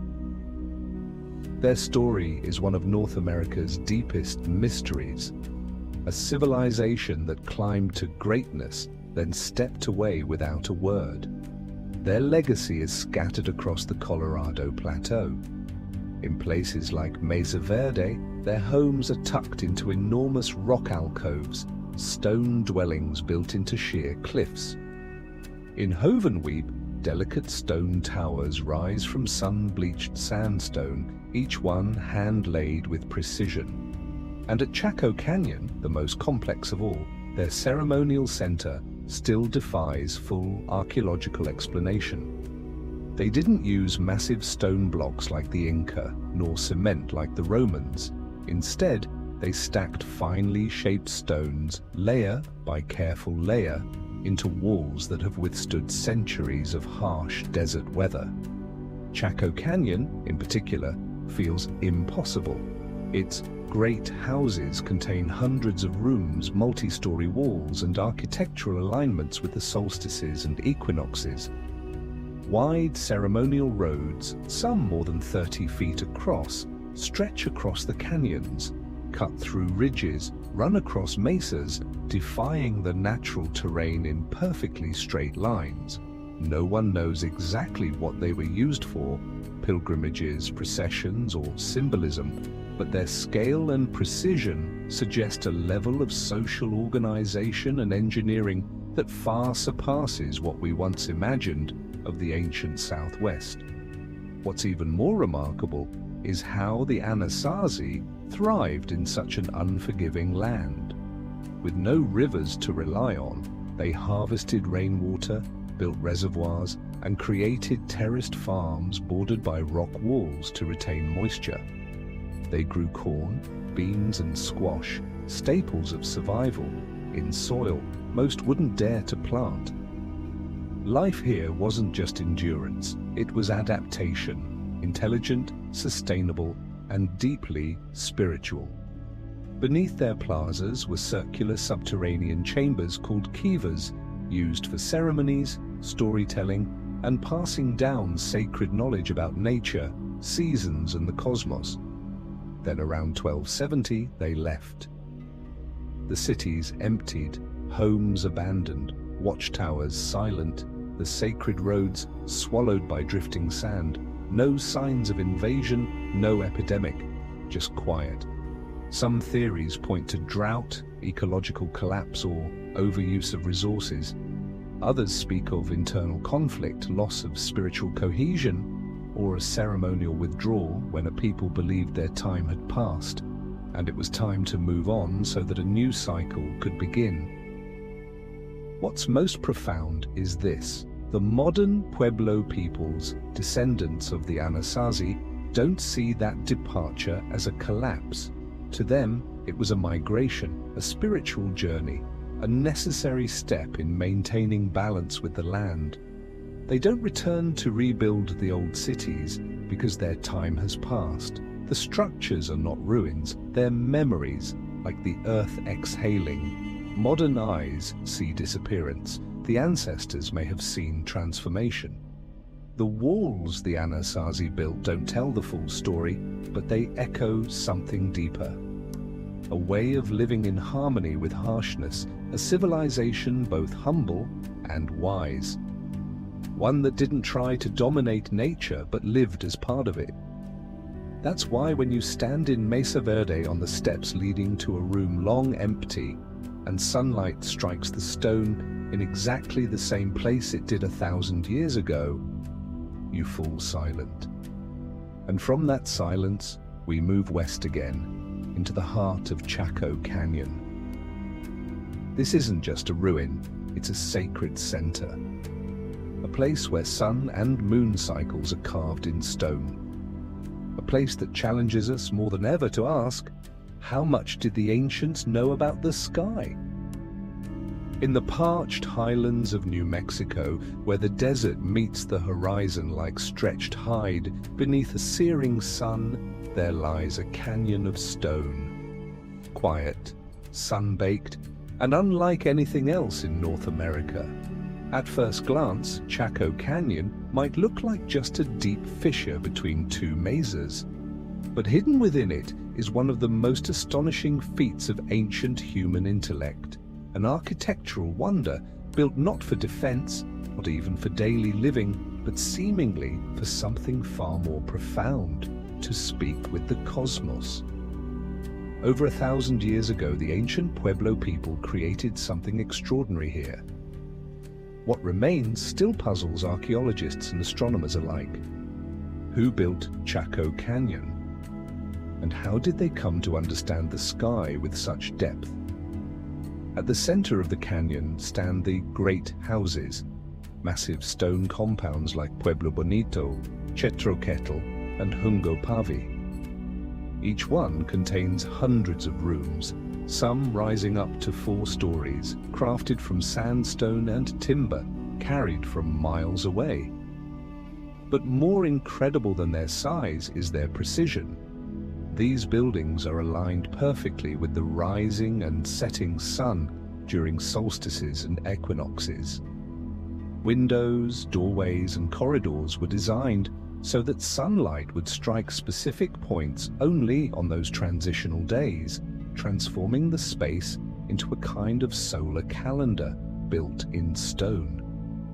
High on a butte at the northwest edge of the canyon stands one of the most remarkable ancient observatories ever discovered, the Sun Dagger. There, 3 vertical stone slabs frame a spiral carved into the rock. At noon on the summer solstice, a narrow beam of light, sharp as a dagger, cuts directly through the center of the spiral. During the winter solstice, twin daggers frame the spiral's edges.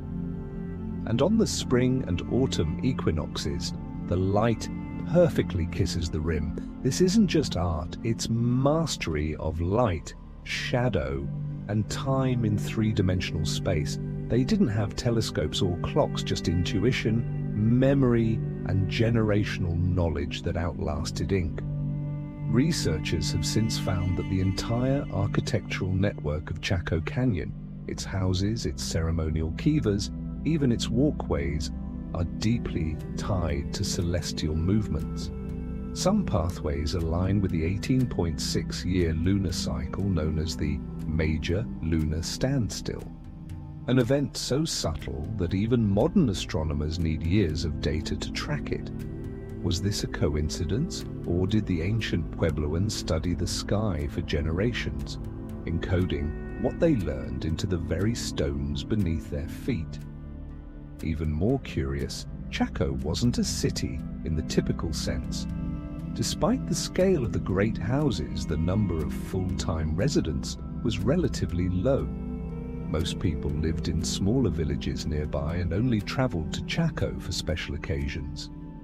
Archaeological evidence suggests this was a ceremonial center, a sacred gathering place, more a cosmic library than a metropolis, a temple of silence written in geometry. And then there are the roads. Long, wide, and unnervingly straight, some spanning dozens, even hundreds of miles, they slice through the landscape with a focus that ignores topography, climbing hills, cutting through cliffs, adhering not to ease, but to meaning. These weren't just trade routes, they were symbolic axes, connecting sacred sites in a web of time and space. To this day, many Pueblo people regard Chaco as a sacred place. They don't see ruins, they see memory. They believe their ancestors listened to the whispers of the land and sky and recorded what they heard in stone, in shadow, in silence, not in words, in presence. For the modern world, Chaco is a humbling lesson, a reminder that once we knew how to live in rhythm with the earth and sky. That knowledge doesn't always come through books. It can live in the way sunlight touches a wall once a year, in the angle of a doorway, in the breath between solstices. And so as we leave Chaco Canyon, the question isn't who built this anymore. The real question is, how did we forget that we too once read the universe through light and shape? Next, we journey south, into the depths of the Amazon rainforest, where whispers of a lost city of gold have never fully faded. Could it be that beneath the jungle canopy lies another forgotten civilization, one swallowed not by time, but by modern denial? The city of Zo El Dorado still waits to be found. The legend of El Dorado began not as a myth about gold, but with a real ceremony on the waters of Lake Guatavita in what is now Colombia.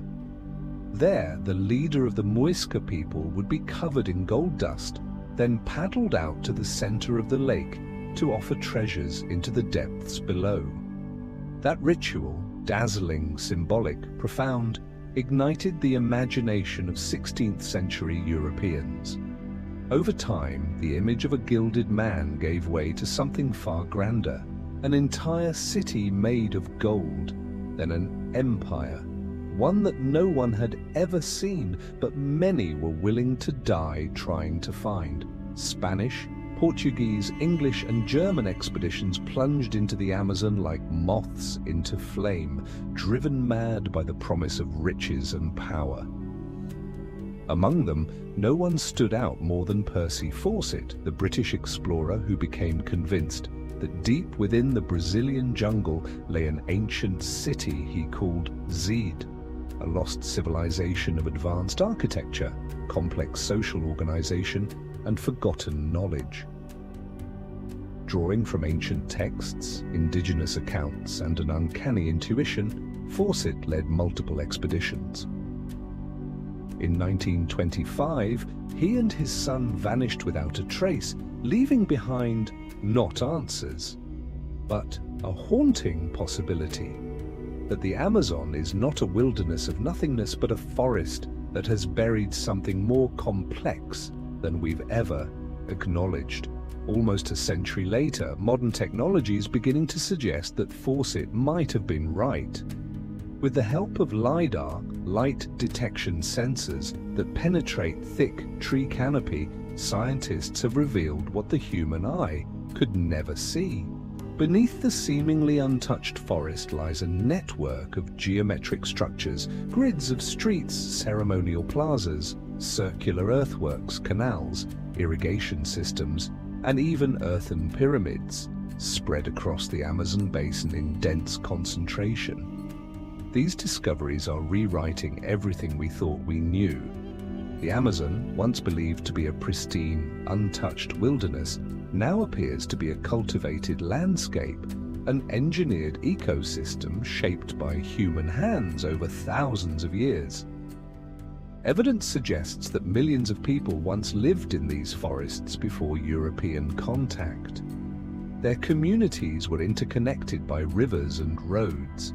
Their agriculture was sustained not by slash and burn farming, but by terra preta, dark earth, a human-made, nutrient-rich soil still unmatched by modern farming techniques. These weren't just foragers or isolated tribes. They were ecological engineers, creators of forest cities that thrived in harmony with the jungle instead of clearing it.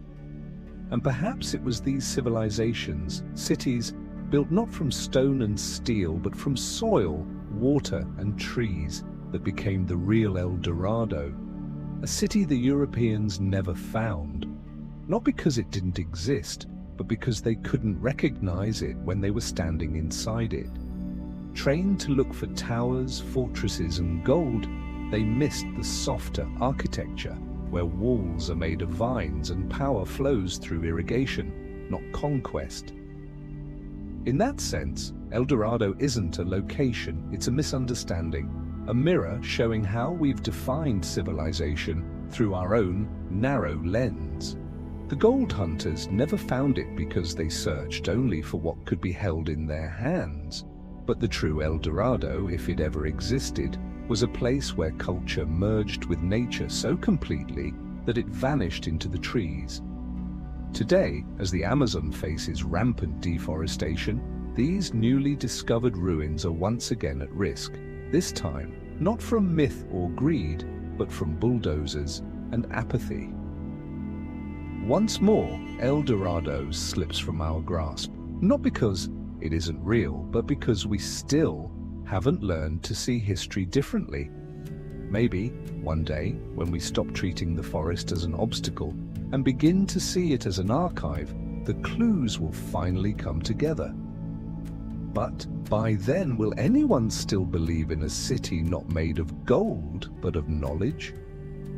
And if these civilizations in the Amazon were real, then the next traces, the forest cities, the forgotten settlements, the manipulated maps, will take us deeper still into a tangled web of legend and archaeology, a place where the ancients may have gone much further than we ever thought in shaping the natural world. For most of modern history, the Amazon has been drawn as a place untouched, an endless, impenetrable rainforest where small tribal groups lived, scattered, without writing, without cities, and without what Western history considered civilization. But every falling leaf, every branch decomposing into the damp soil has buried a piece of memory. And today those memories are beginning to rise again. Faint outlines revealed by LiDAR scans, pottery shards unearthed by a single rainstorm, rivers that twist like the remnants of boulevards from a world that's been erased from our maps. What's slowly emerging is a truth that's hard to swallow, that deep within the Amazon once stood prehistoric civilizations as large and complex as any empire we know, completely forgotten. Recently, LiDAR, laser-based remote sensing technology, has revealed something stunning. Geometric earthworks spread across the Amazon basin, especially in Brazil, Bolivia, and Peru. More than 450 formations, circles, squares, octagons, connected by long, straight roads and carved canals, have been found hidden beneath what was thought to be untouched forest. These aren't the work of small, scattered tribes. They required a high level of social organization, large labor forces, and a worldview deeply tied to geometry and cosmology. In Bolivia's Llanos de Mojos region, archaeologists uncovered an ancient agricultural system made up of thousands of raised fields, long oval mounds designed to avoid seasonal flooding. These were connected by drainage canals, artificial ponds, and earthen levees. What looked like a swamp was actually a vast, high-yield farming system. Some call it floating agriculture, but it's more than that. It was advanced ecological engineering, an artificial forest shaped over millennia, not to conquer nature, but to collaborate with it. These people didn't leave behind towering stone temples or golden statues. They left behind a self-sustaining ecosystem, an intelligence rooted in soil, water, and trees. Instead of forcing rivers, they guided them. Instead of cutting down forests, they planted companion species to boost biodiversity. They created terra preta, an artificial black earth enriched with charcoal, organic waste, and microorganisms capable of holding nutrients for centuries. To this day, scientists haven't fully replicated it. Could this soil innovation have been the foundation that made long-term settlement and forest cities possible? At sites like Cuicugu, near the Brazil-Peru border, archaeologists have mapped out an entire urban complex. Defensive earthen walls, moats, ceremonial plazas, and straight roads linking multiple settlements. The design shows social stratification, shared rituals, and long-term planning. It's a picture that completely contradicts the long-standing myth of primitive forest dwellers. These weren't isolated tribes, they were city builders. The silence in our history books about these cultures isn't just due to time. When Europeans entered the Amazon in the 16th century, they brought war, disease, and the collapse of indigenous social structures. Epidemics like smallpox and influenza may have killed over 90% of the population in just a few generations. Cities were abandoned and the jungle returned, burying the memories. By the time later explorers arrived, all they saw was forest and a few scattered tribes. No one left to tell the story of the lost cities beneath their feet. Like the final notes of a symphony abruptly cut short, these civilizations didn't fade because they failed from within. They vanished because their memory was buried. But now, as rivers are retraced, soils are tested, and shards of pottery rise to the surface, a new map of history is emerging, not just of trees, but of the people who once shaped them. And if the Amazon once nurtured cities that lived in harmony with the forest, their traces don't end underground. They ripple outward to the edges of the known world, where strange symbols are carved into the land itself, lines and shapes that seem to call out across time and space. That's where we go next. Nazca, where ancient lines still stretch across the desert, like messages sent to someone just beyond our reach. Across the arid highlands of southern Peru, in a barren expanse blanketed with red stones, something extraordinary appears, but only when you leave the ground. From above, where only birds or modern aircraft can truly observe it, perfectly straight lines stretch for miles, slicing across hills and valleys as if drawn by a cosmic ruler. Among them lie enormous figures: a monkey, a hummingbird, a spider, a human, a tree, a spiral hand. All created not with walls or paint, but by simply removing the dark surface gravel to reveal the pale earth beneath, using nothing but proportion, patience, and intuition. This is Nazca. And ever since the 20th century, the world has asked the same question. Who carved these lines? Why? And why can we only see the full picture from the sky? The giant geoglyphs of Nazca are believed to have been made by the Nazca culture, a pre-Incan society that lived between roughly 200 BCE and 600 CE. While most of their people farmed and crafted, a portion of their community devoted years, perhaps even centuries, to creating one of the most abstract and enigmatic projects in human history. But the mystery is this: these designs cannot be properly seen from the ground. Some lines stretch over 12 miles. The largest figures span hundreds of feet. So how did a society without aircraft, without high observation towers, manage to create images only visible from the heavens? That question has sparked a wide range of theories, some grounded, others fantastical. Some suggest the Nazca may have used primitive hot air balloons to see from above, a theory unproven but not entirely implausible. Others believe the lines were messages to sky gods, though not always in the religious sense.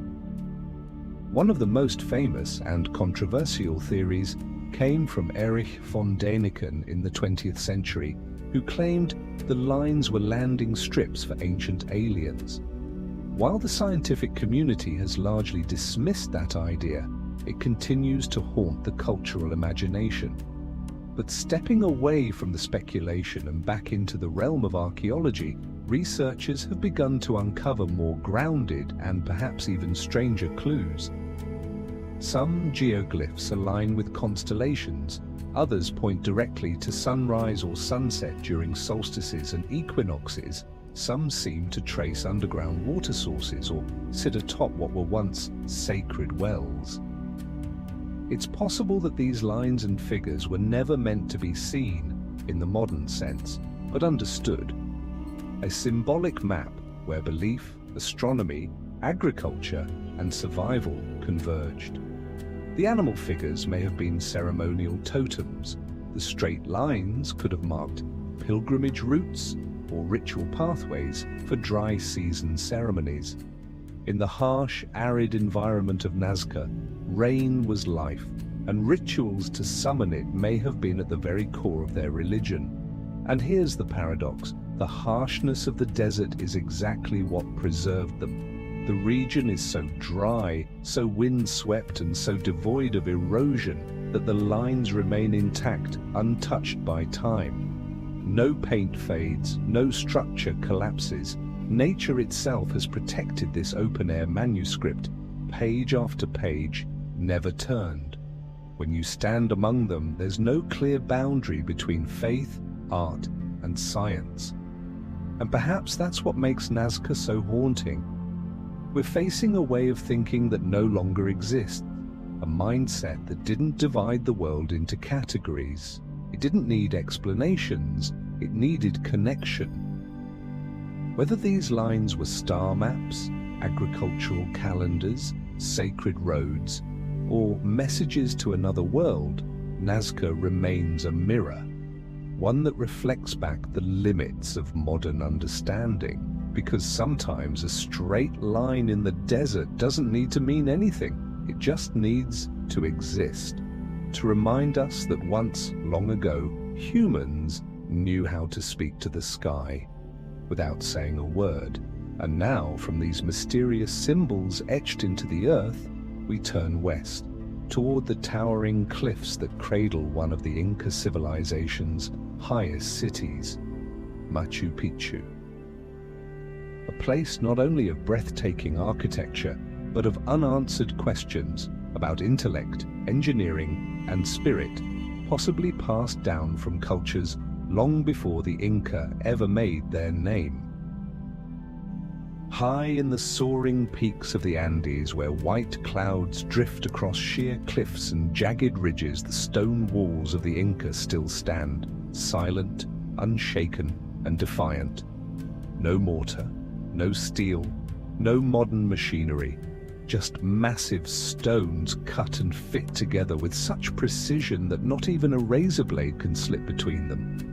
The Inca Empire, centered in Cusco, the navel of the world, left behind architecture that modern engineers still marvel at.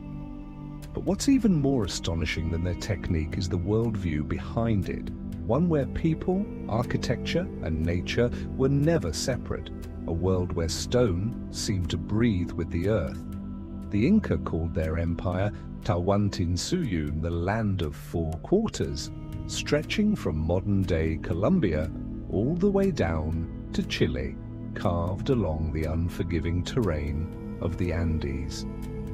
And on those steep slopes, they built an astonishing network of over 25,000 miles of roads connecting mountains, forests, deserts, and high plains. They built rope bridges from woven grass that still stand today. Without the wheel, they moved stones weighing dozens of tons.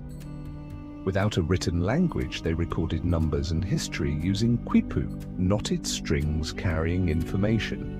But above all, they were masters of stone, architects who seemed to understand mass, gravity, and resilience on an intuitive level.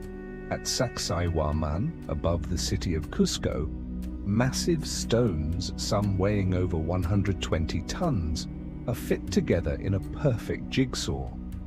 The walls curve like waves, absorbing the shock of earthquakes, something modern buildings rely on advanced engineering to achieve. There's no mortar, no fasteners, just shapes, complex, multi-angled, tightly interlocked stones that seem molded rather than carved. Yet there are no metal tools, no cranes. How did the Inca do it? Some theories suggest they used softer stones and sand to grind the harder ones. Others speculate they may have harnessed natural resonance or understood how to manipulate terrain for mechanical advantage. But the truth remains elusive. What we do know is this: the Inca weren't simply builders. They understood stone the way a musician understands notes, where to press, where to pause, and how to let the silence speak. What's more remarkable is how they never forced their structures onto nature. They adapted. At Ollantaytambo, agricultural terraces were carved into mountain slopes, using wind and sunlight to create sustainable microclimates. At Tipon, a hydraulic masterpiece of stone canals and terraces keeps water flowing with precision to this day. Every element was balanced, not destruction, but harmony. And then there's Machu Picchu, built at 2,430 meters above sea level, like a city suspended in the clouds. Every stone seems to belong exactly where it is. Every wall is aligned to catch the solstice light. Every window opens toward a sacred sunrise. Water flows through temple channels like an unspoken prayer. No one knows why Machu Picchu was abandoned, but as you walk among its time-worn terraces, you can't help but feel it. The Inca tapped into a level of knowledge we've only begun to rediscover. No one knows for certain where their building knowledge came from, but it's clear the Inca inherited something ancient, a memory not written in books but carved in stone. The walls at Cusco and Ollantaytambo aren't just remnants of a great civilization. They are whispers, trying to tell a story we've yet to fully hear. And if these stones are speaking, then perhaps their message points to somewhere even more sacred. Lake Titicaca. Here, at dizzying altitudes in the Andes, where nature and mythology merge into one, the mysteries only deepen.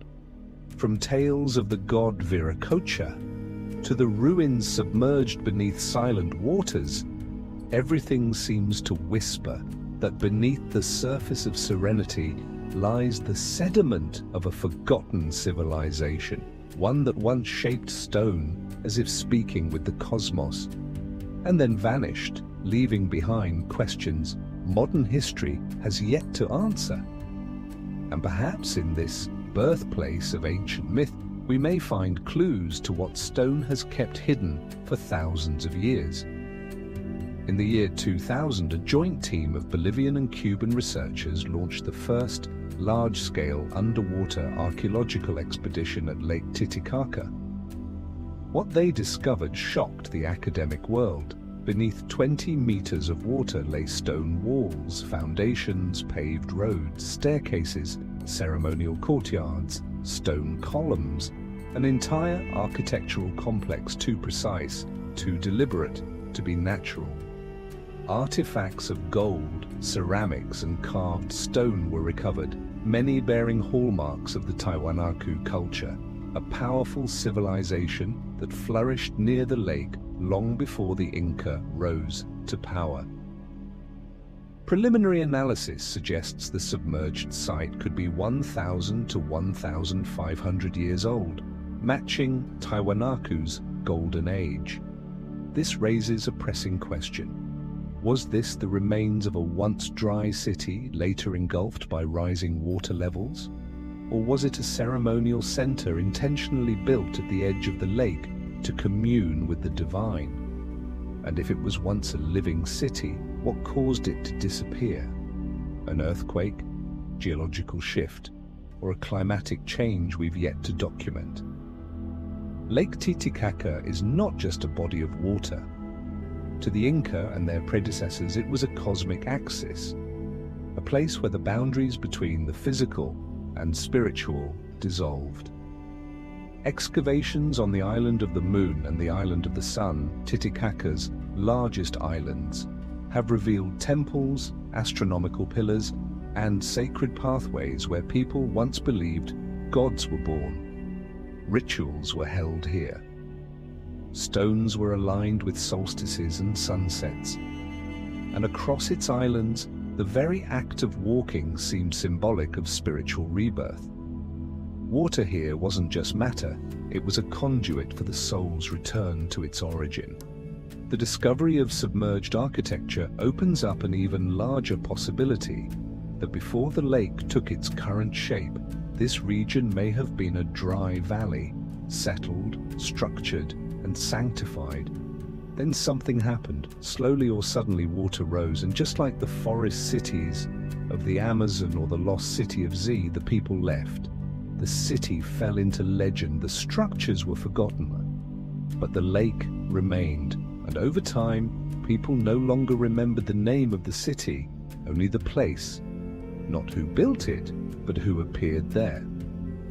Some researchers go even further, suggesting that a pre-Tiwanaku civilization, still barely understood, may have developed advanced stoneworking techniques before the Inca.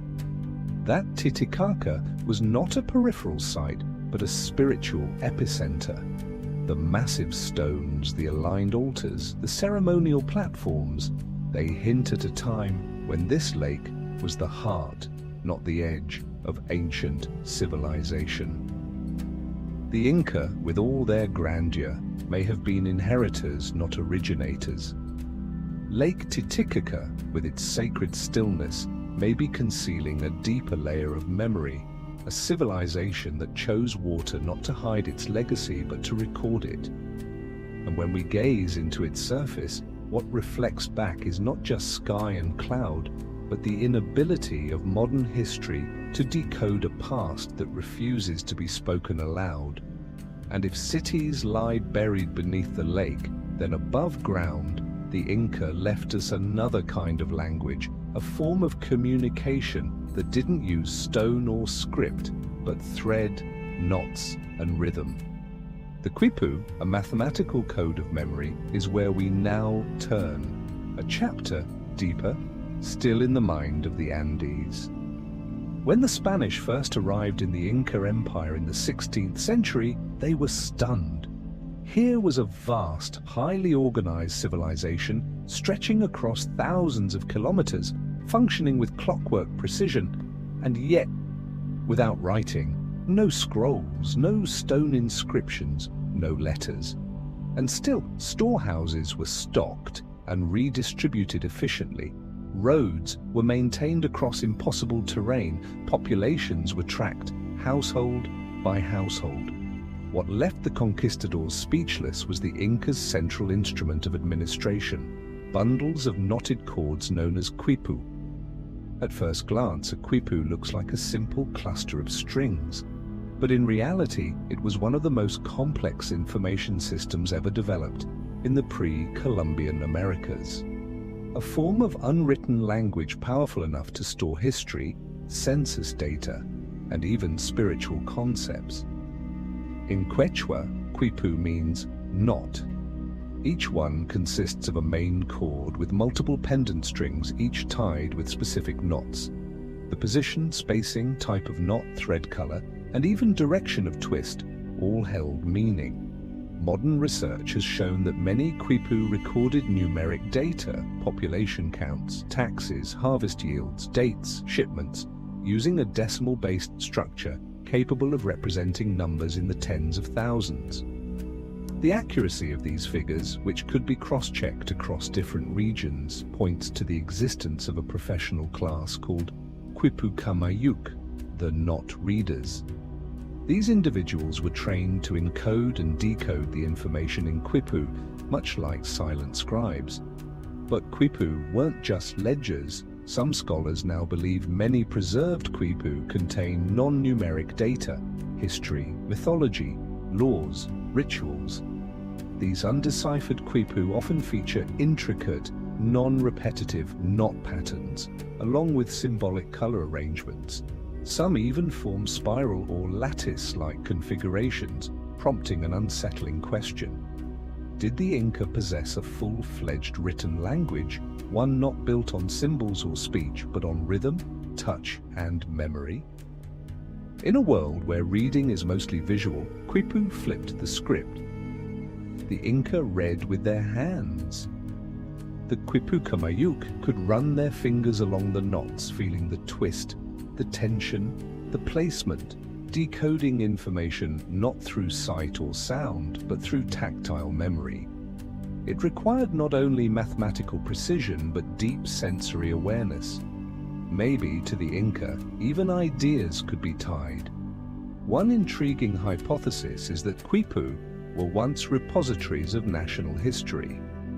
In the 17th century, chronicler Waman Poma recorded that elders could recount their ancestors' stories across many generations just by running their fingers along the strings. If that's true, then we're looking at a sophisticated system of communal memory, where stories weren't spoken aloud but passed hand to hand like a silent melody only those who knew it could hum. Hundreds of quipu have survived, stored in museums and archives around the world, but their full meanings remain hidden. After the conquest, the last quipu kamayuk disappeared, and with them, the keys to a code that may have carried the soul of an entire civilization. The Spanish, unable to understand the chords, saw them as witchcraft. They destroyed thousands, severing a living information stream we may never fully recover. Yet today, researchers are turning to artificial intelligence to scan knot patterns, detect statistical correlations, and cross-reference quipu with known historical events, hoping that someday these ancient chords might speak again. Not in words, but in the rhythm of memory. Because sometimes history isn't written in books. It's knotted into a string, tied hundreds of years ago, waiting for patient hands to trace it back. And while the Inca encoded memory in thread, the memory of the ancient world may also lie in maps, strange, inexplicable maps that show lands no one was supposed to know.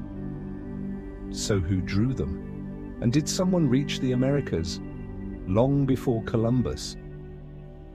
In the old libraries of Europe, tucked inside faded parchment and weather-stained leather, there are maps that make modern history shift uncomfortably. Not because they're vague or mythical, but because they're terrifyingly precise.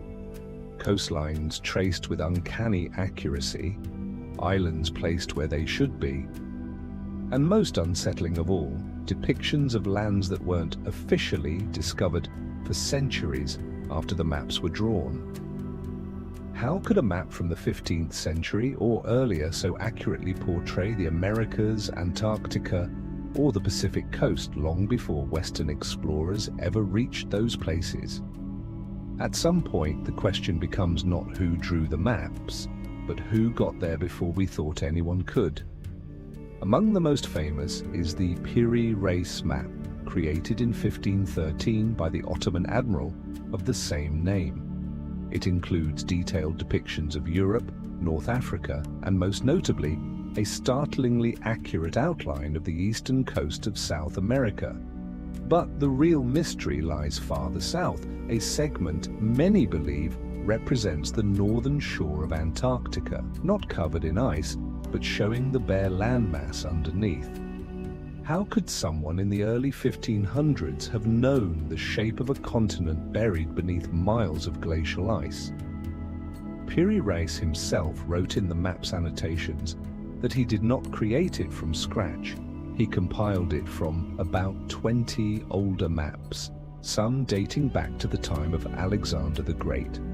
Those original documents are lost, but the existence of the Piri Reis map alone fuels a compelling idea that a global maritime knowledge system may have existed long before Columbus and long before the medieval world ever admitted such a thing was possible. Other maps add to the mystery: the Oronsa Fine map from 1531, the Zeno map from 1380, and the controversial Vinland map, which depicts parts of North America and Greenland before Columbus ever set sail. All point to a shadow world of cartographic knowledge, one where the mapmakers may have relied not just on official expeditions, but on sources now lost. Phoenician traders, Chinese navigators, or civilizations we have yet to name. In Asia, the Korean Kangnido map from 1402 depicts Africa with stunning detail, centuries before Europeans had mapped it accurately. In China, records from the Ming dynasty describe Admiral Zheng He's voyages far beyond Asia, reaching Africa, the Middle East, and perhaps, according to some theories, even the Americas. Some scholars argue that Chinese sailors may have recorded geographic knowledge far more extensive than the history books let on, but wars, politics, or imperial collapse may have buried their maps forever. Even the Inca and Maya had symbolic images in their codices, drawings of boats, winds, and possible migrations from the east.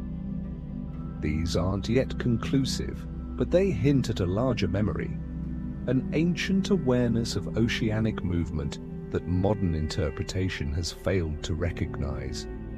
The idea that indigenous peoples of the Americas remembered, in myth or symbol, the arrival of outsiders before Columbus is not as far-fetched as once believed. All of this raises a question we rarely ask. Was 1492 truly the first discovery of the Americas? Or was it simply the moment that Europe wrote it down? If the Vikings reached Vinland, if Polynesians crossed the Pacific to South America, if Chinese fleets sailed to foreign shores, and if indigenous peoples once remembered strangers coming from the east, then perhaps discovery is the wrong word. Entirely, perhaps it's time we speak of it with more humility. Ancient maps don't argue, they don't try to persuade, they just show us what was seen, measured, and recorded, even if no one was listening. They are whispers from another time, dusted off by a modern world just beginning to realize how much it's forgotten. And if pre-European civilizations truly reached the Americas, then how did they cross? What routes did they take? And why did history choose to forget them? Scattered across the continent are artifacts, Asian-style ceramics along the Pacific, African-like carvings deep in South America that feel like ghost echoes of ancient contact, encounters that may have happened but were buried under centuries of war, silence, and doubt. Not every ancient journey was a myth. Even if we set aside the grand theories and sweeping speculation, one fact remains impossible to ignore. Long before the age of Columbus, small Viking ships had already crossed the Atlantic. They reached Newfoundland. They built wooden houses in the wilds of the Western world. No precise maps, no modern navigation, just the sky, the sea, and an unwavering spirit of exploration. They came and they left, writing a chapter of history that rarely appears in textbooks, as if someone had quietly closed the door behind them. But what they left behind in the earth, in the stone, and in indigenous memory still whispers the story of a journey. A journey not of conquest, but of courageous curiosity. That story is no longer legend. On the northern tip of Newfoundland, Canada, there's a place called L'Anse-aux-Meadows. In the 1960s, archaeologists unearthed the remains of an ancient European settlement there. The structures, iron-working tools, and unmistakably Norse artifacts told a clear story. This was a Viking camp dating to the late 10th century. The blacksmithing, the architectural style, even the type of wood matched those found in Viking settlements in Greenland and Iceland. There is no longer any doubt Vikings lived, worked, and built on North American soil, even if only briefly. The roots of this expedition lie in the Norse sagas, epic tales passed down in Icelandic tradition.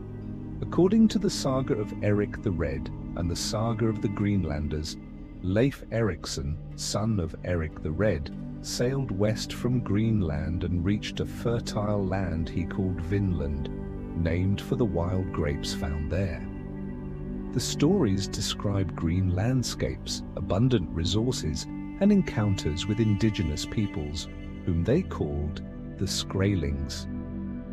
For years, historians dismissed the Vinland sagas as myth, heroic embellishments meant to glorify Norse bravery. But the discovery at L'Anse-aux-Meadows changed that. It not only confirmed the Vikings had reached the Americas, it suggested they may have explored farther. Some wood found at the site came from regions farther south, where birch trees, common in Greenland, do not grow, meaning they traveled inland or along the coast. Could Vinland have been more than just a small outpost? Was it part of a longer, more complex journey? So why didn't the Vikings stay? According to the sagas, conflicts with locals, the vast distance from home, and the isolation made permanent settlement unsustainable. Perhaps they never intended to conquer. They came, they explored, they tested their limits. And when those limits pushed back, they left. All that remained were scattered memories, drifting in the northern wind. What's telling is that Vinland never appeared on medieval European maps. Leif Erikson's journey didn't change the world the way Columbus's would centuries later. The Vikings carried no empire with them. They started no colonies. They didn't write history in blood. They wrote it in timber, fire, and quiet footsteps on foreign soil. And then they were forgotten. But today, as we recover rusted nails, carved wooden pins, and fragments of ancient epics, a quiet truth begins to emerge. History doesn't move in a straight line. It's a tangled web where forgotten voyages may have shifted the human story long before anyone wrote down the name of a continent. If the Vikings reached North America, perhaps they were just one of many. Maybe there were other crossings, other meetings lost in the shadows of time. So when we find shards of Asian pottery on the California coast, or statues with African features in South America dismissed as coincidence, we might ask instead, what if they're echoes of contact, glimpses of cultural exchange that history didn't make room for? Because if intercontinental contact happened before Columbus, then what we've been taught as the discovery of the Americas was not a beginning, but a continuation. And the out-of-place artifacts, the ones that didn't fit the official timeline, might be the last surviving evidence of ancient migrations, forgotten trade routes, or old-world explorers who were never written into the Western story.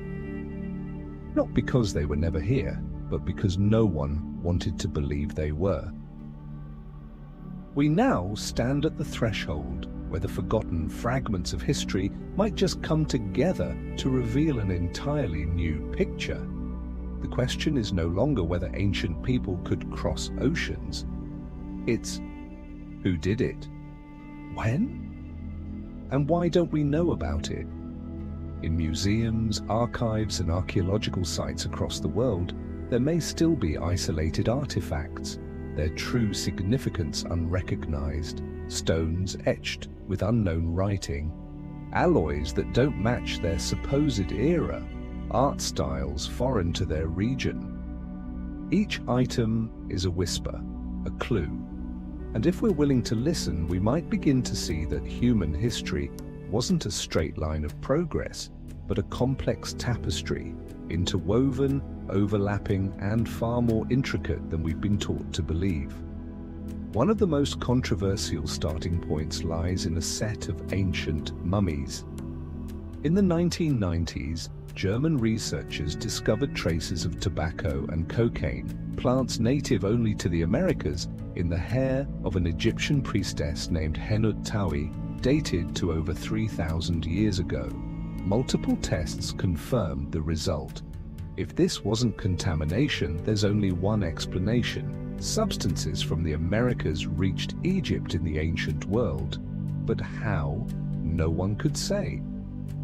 And instead of further inquiry, many scholars dismissed it outright, not because it was disproven, but because it couldn't be true.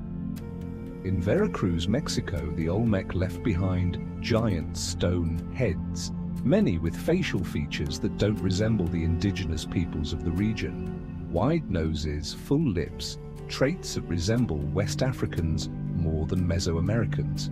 Could it be coincidence? Perhaps. But the repetition across multiple sculptures has led some independent researchers to suggest ancient contact across the Atlantic, following currents like the Canary and North Equatorial, which modern reconstructions have shown could be navigated using ancient technology. Expeditions like Thor Heyerdahl's Ra-2 proved the ocean could be crossed by reed boat. So why not then?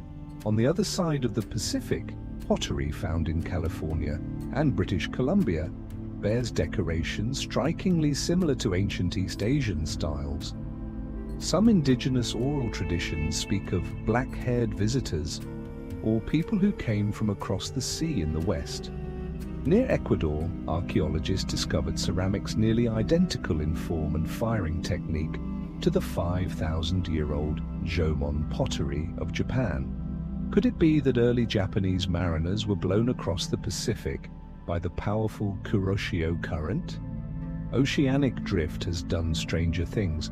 The more important question isn't, did all ancient cultures meet? It's, are we ignoring the evidence because it doesn't fit our historical framework? Cultural contact doesn't require empires. It doesn't need written records. It might survive in soil composition, farming methods, beadwork, masks, religious symbols, or quiet oral traditions passed down in half-remembered legends. Even ancient texts hint at these possibilities. Indian epics and Tang Dynasty Chinese records contain vague but curious descriptions of lands across the ocean, populated by reddish-skinned people who grew maize. These stories have long been dismissed as metaphor. But in light of the many overlooked discoveries, perhaps it's time we read them with less skepticism and more curiosity. Of course, much of this remains unconfirmed. The puzzle is incomplete. But if we stop rejecting what doesn't fit and instead allow space for what might be, then a new picture starts to emerge. A picture of a global ancient world. Open, connected, exploratory, where oceans weren't walls, they were bridges. And if that's true, then even the most controversial theory, the idea that prehistoric Europeans might have reached the Americas during the Ice Age, isn't as outlandish as it sounds. The Solutrean hypothesis, fiercely debated and often dismissed, deserves a closer look. Could Stone Age hunters from Europe have crossed the ice and reached the New World more than 20,000 years ago? That's where we go next. The Solutrean hypothesis takes its name from the Solutrean culture of Western Europe, which existed roughly 22,000 to 17,000 years ago in what is now France and Spain.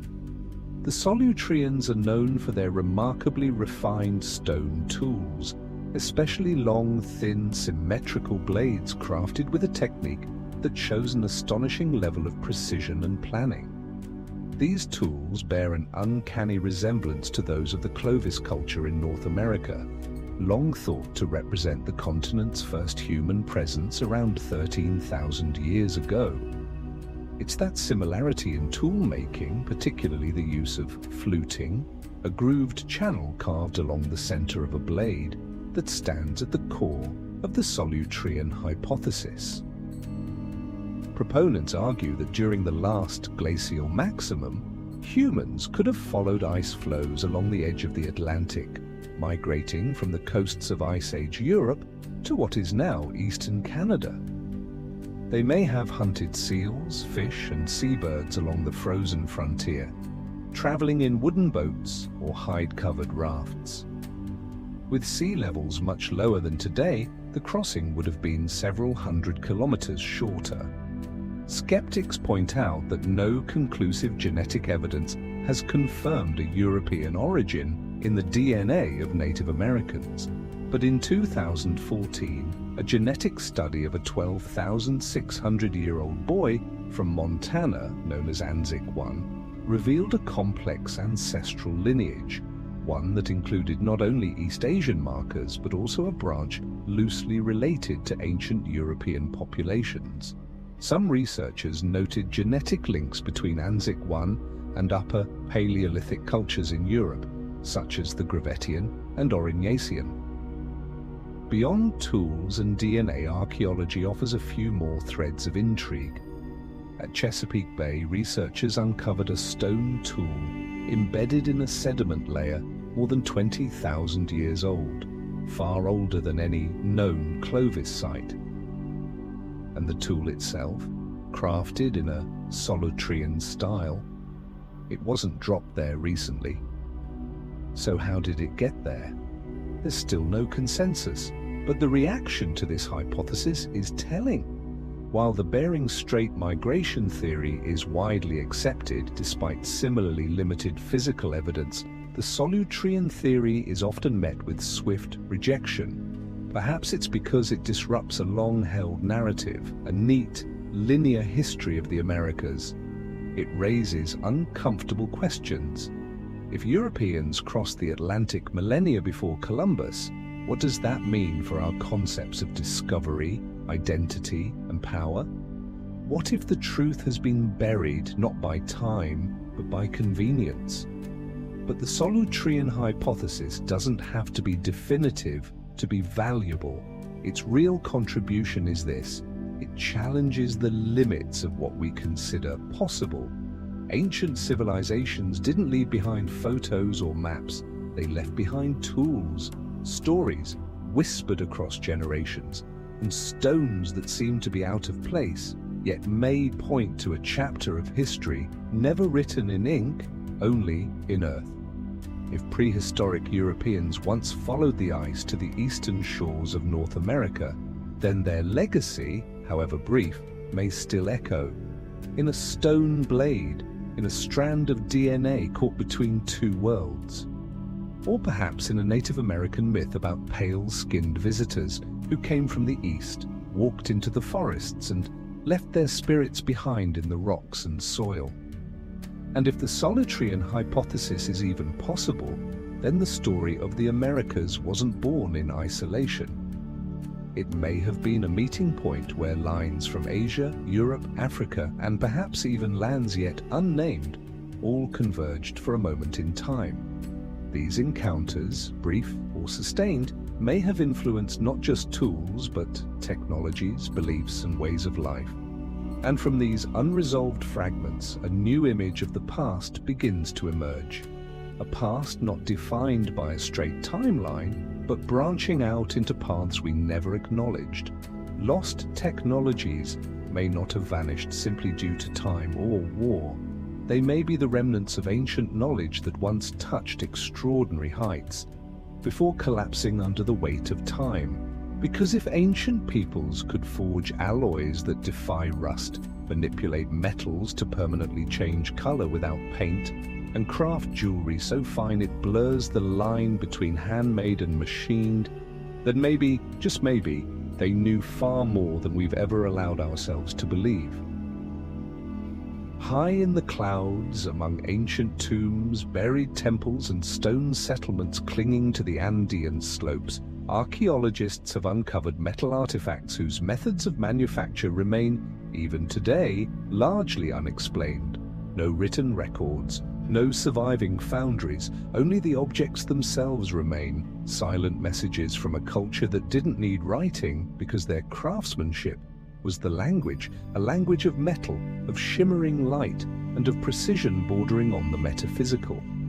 If this is true, then the ancient world may have been connected not just through trade or warfare, but through knowledge, a hidden current of wisdom that flowed across oceans, outpacing geography and time. A network that carried technologies we still struggle to replicate, much less explain.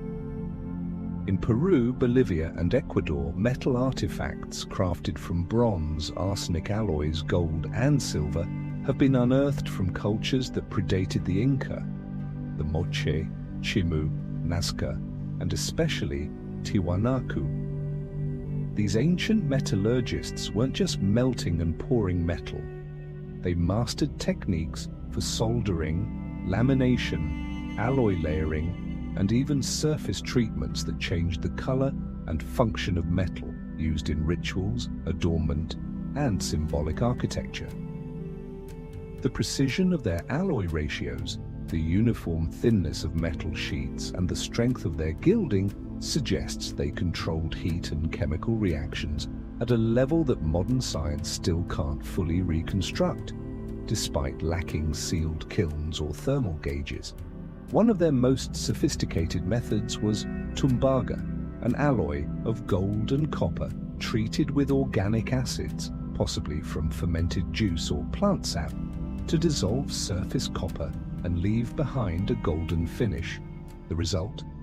Objects that appeared to be pure gold but were in fact plated, essentially an ancient form of electroplating. Did the Moche or Chimu understand redox reactions and surface chemistry? They left no formulas, but the objects themselves are the only proof we need. They knew what they were doing. Perhaps most baffling are the sound instruments, metal trumpets, resonant tubes, and golden masks designed with precise acoustic properties. Some copper tubes found near Nazca and Lake Titicaca are shaped like modern brass instruments, seamless with internal diameters that vary in accordance with acoustic principles. They were not decorative, they were functional. Someone understood how sound waves worked. But who taught them that? Then there are the gold figurines of the Chimu and Moche, birds, people, animals, crafted with filigree so delicate that light passes through, or with moving joints like primitive clockwork. Some bangles had hidden hinges, some masks fit perfectly to the human face. Certain forms display spiral and polyhedral symmetry, suggesting not just artistry, but an understanding of geometric and mechanical structure. But the real mystery isn't in the object. It's in the process. The Inca had no bellows, no foot-pumped furnaces, no metal rollers like Mesopotamia or China. So how did they reach the necessary heat to melt arsenic bronze alloys upwards of 900 degrees Celsius? One theory posits that they harnessed natural wind tunnels, building their furnaces in mountain passes where constant strong winds stoked the flames. At high-altitude sites in the Andes, shards of ceramic have been found scorched at over 1,000 degrees Celsius, proof that they didn't fight nature, they engineered with it. Climate, terrain, and air became allies, not limitations. In La Libertad, Peru, archaeologists found metal foils beaten so thin they were nearly transparent, used to cover stone temple walls. When sunlight hit, it reflected in waves, making the entire surface appear to glow. A visual effect eerily similar to modern symbolic lighting in sacred architecture. They didn't just understand that metal reflects light. They understood how to use light to convey the sacred.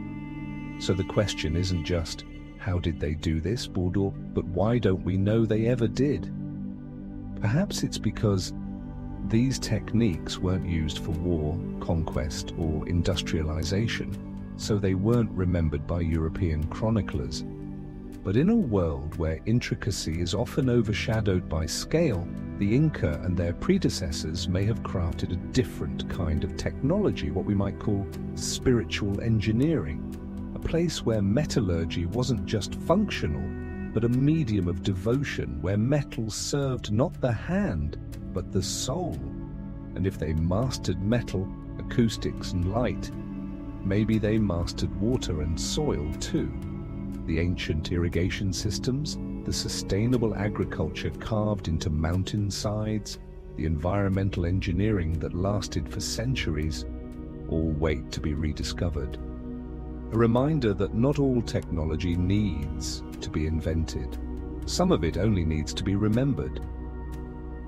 Across the steep mountainsides, the dizzying valleys and the wind-swept highlands of prehistoric America, something quietly magnificent once unfolded. Ancient people didn't just survive the harshness of nature, they reshaped it.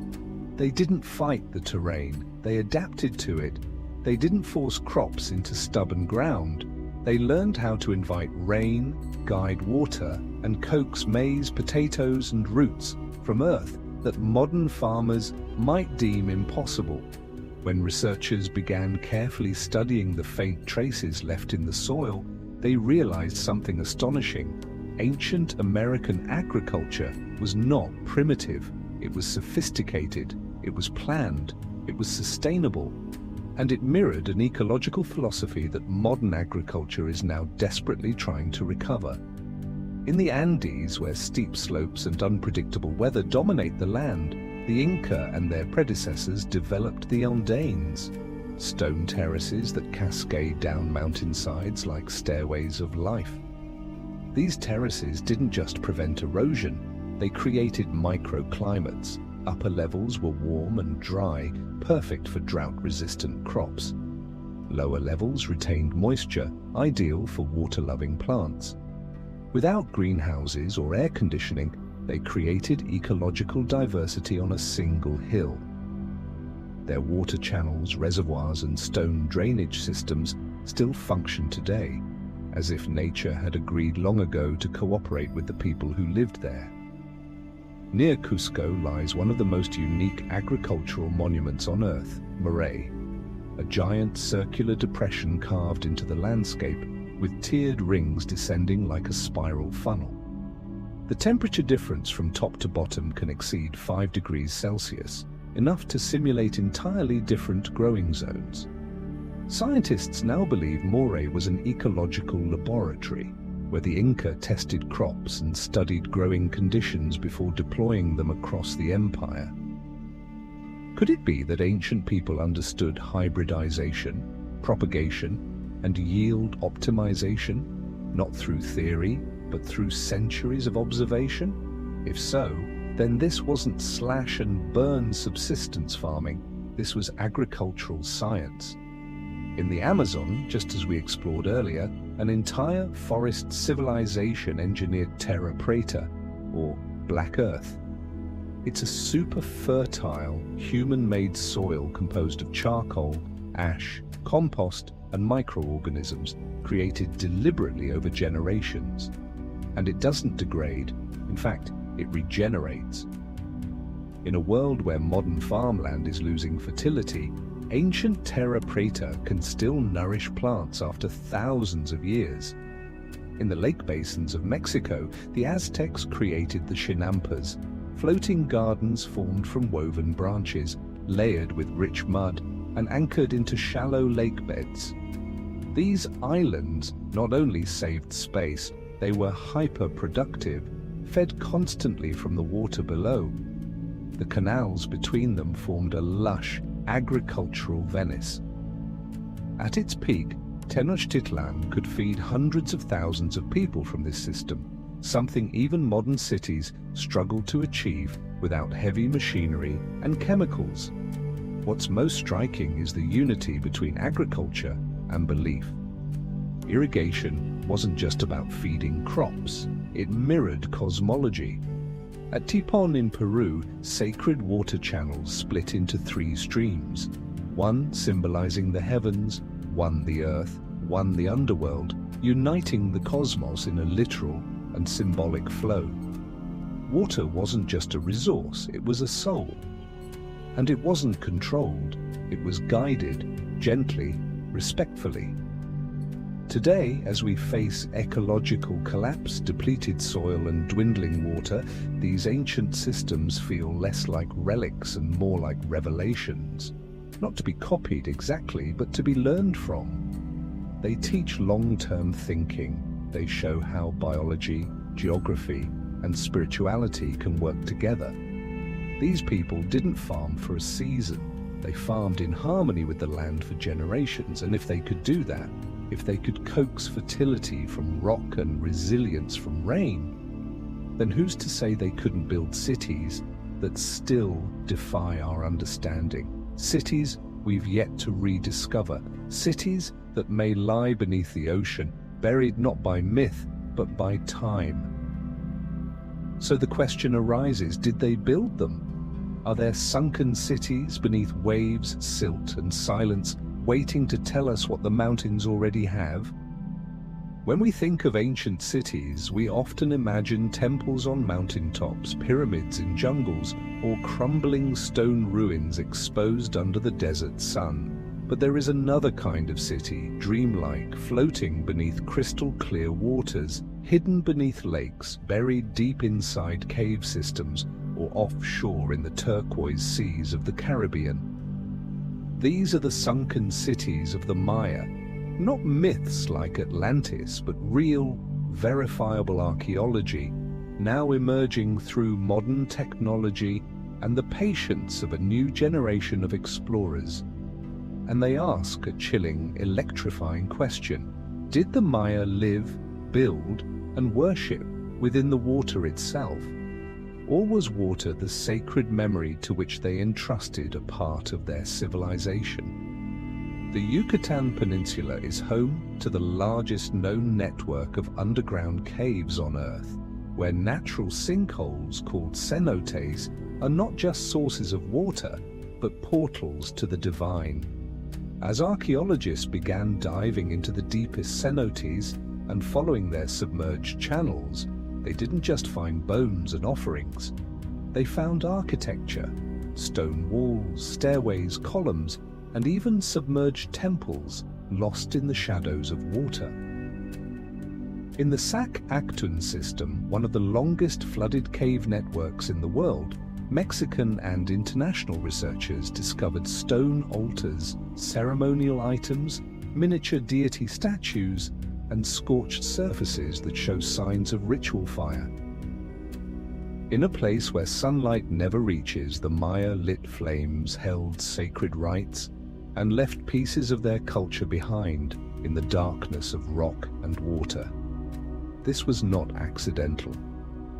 It may have been intentional descent into the underworld, Xibalba, a realm of trials and transformation, where the soul was reborn through sacred passage. One of the most striking discoveries came at Cenote Holtun, near Chichen Itza. Geophysical radar detected a large, hollow space directly beneath the El Castillo pyramid. Later surveys revealed a vast, water-filled cave system, long hidden but possibly known to the ancients. This has led to a compelling theory that El Castillo was not just placed at random but built directly atop a sacred axis, where sky, earth, and water met.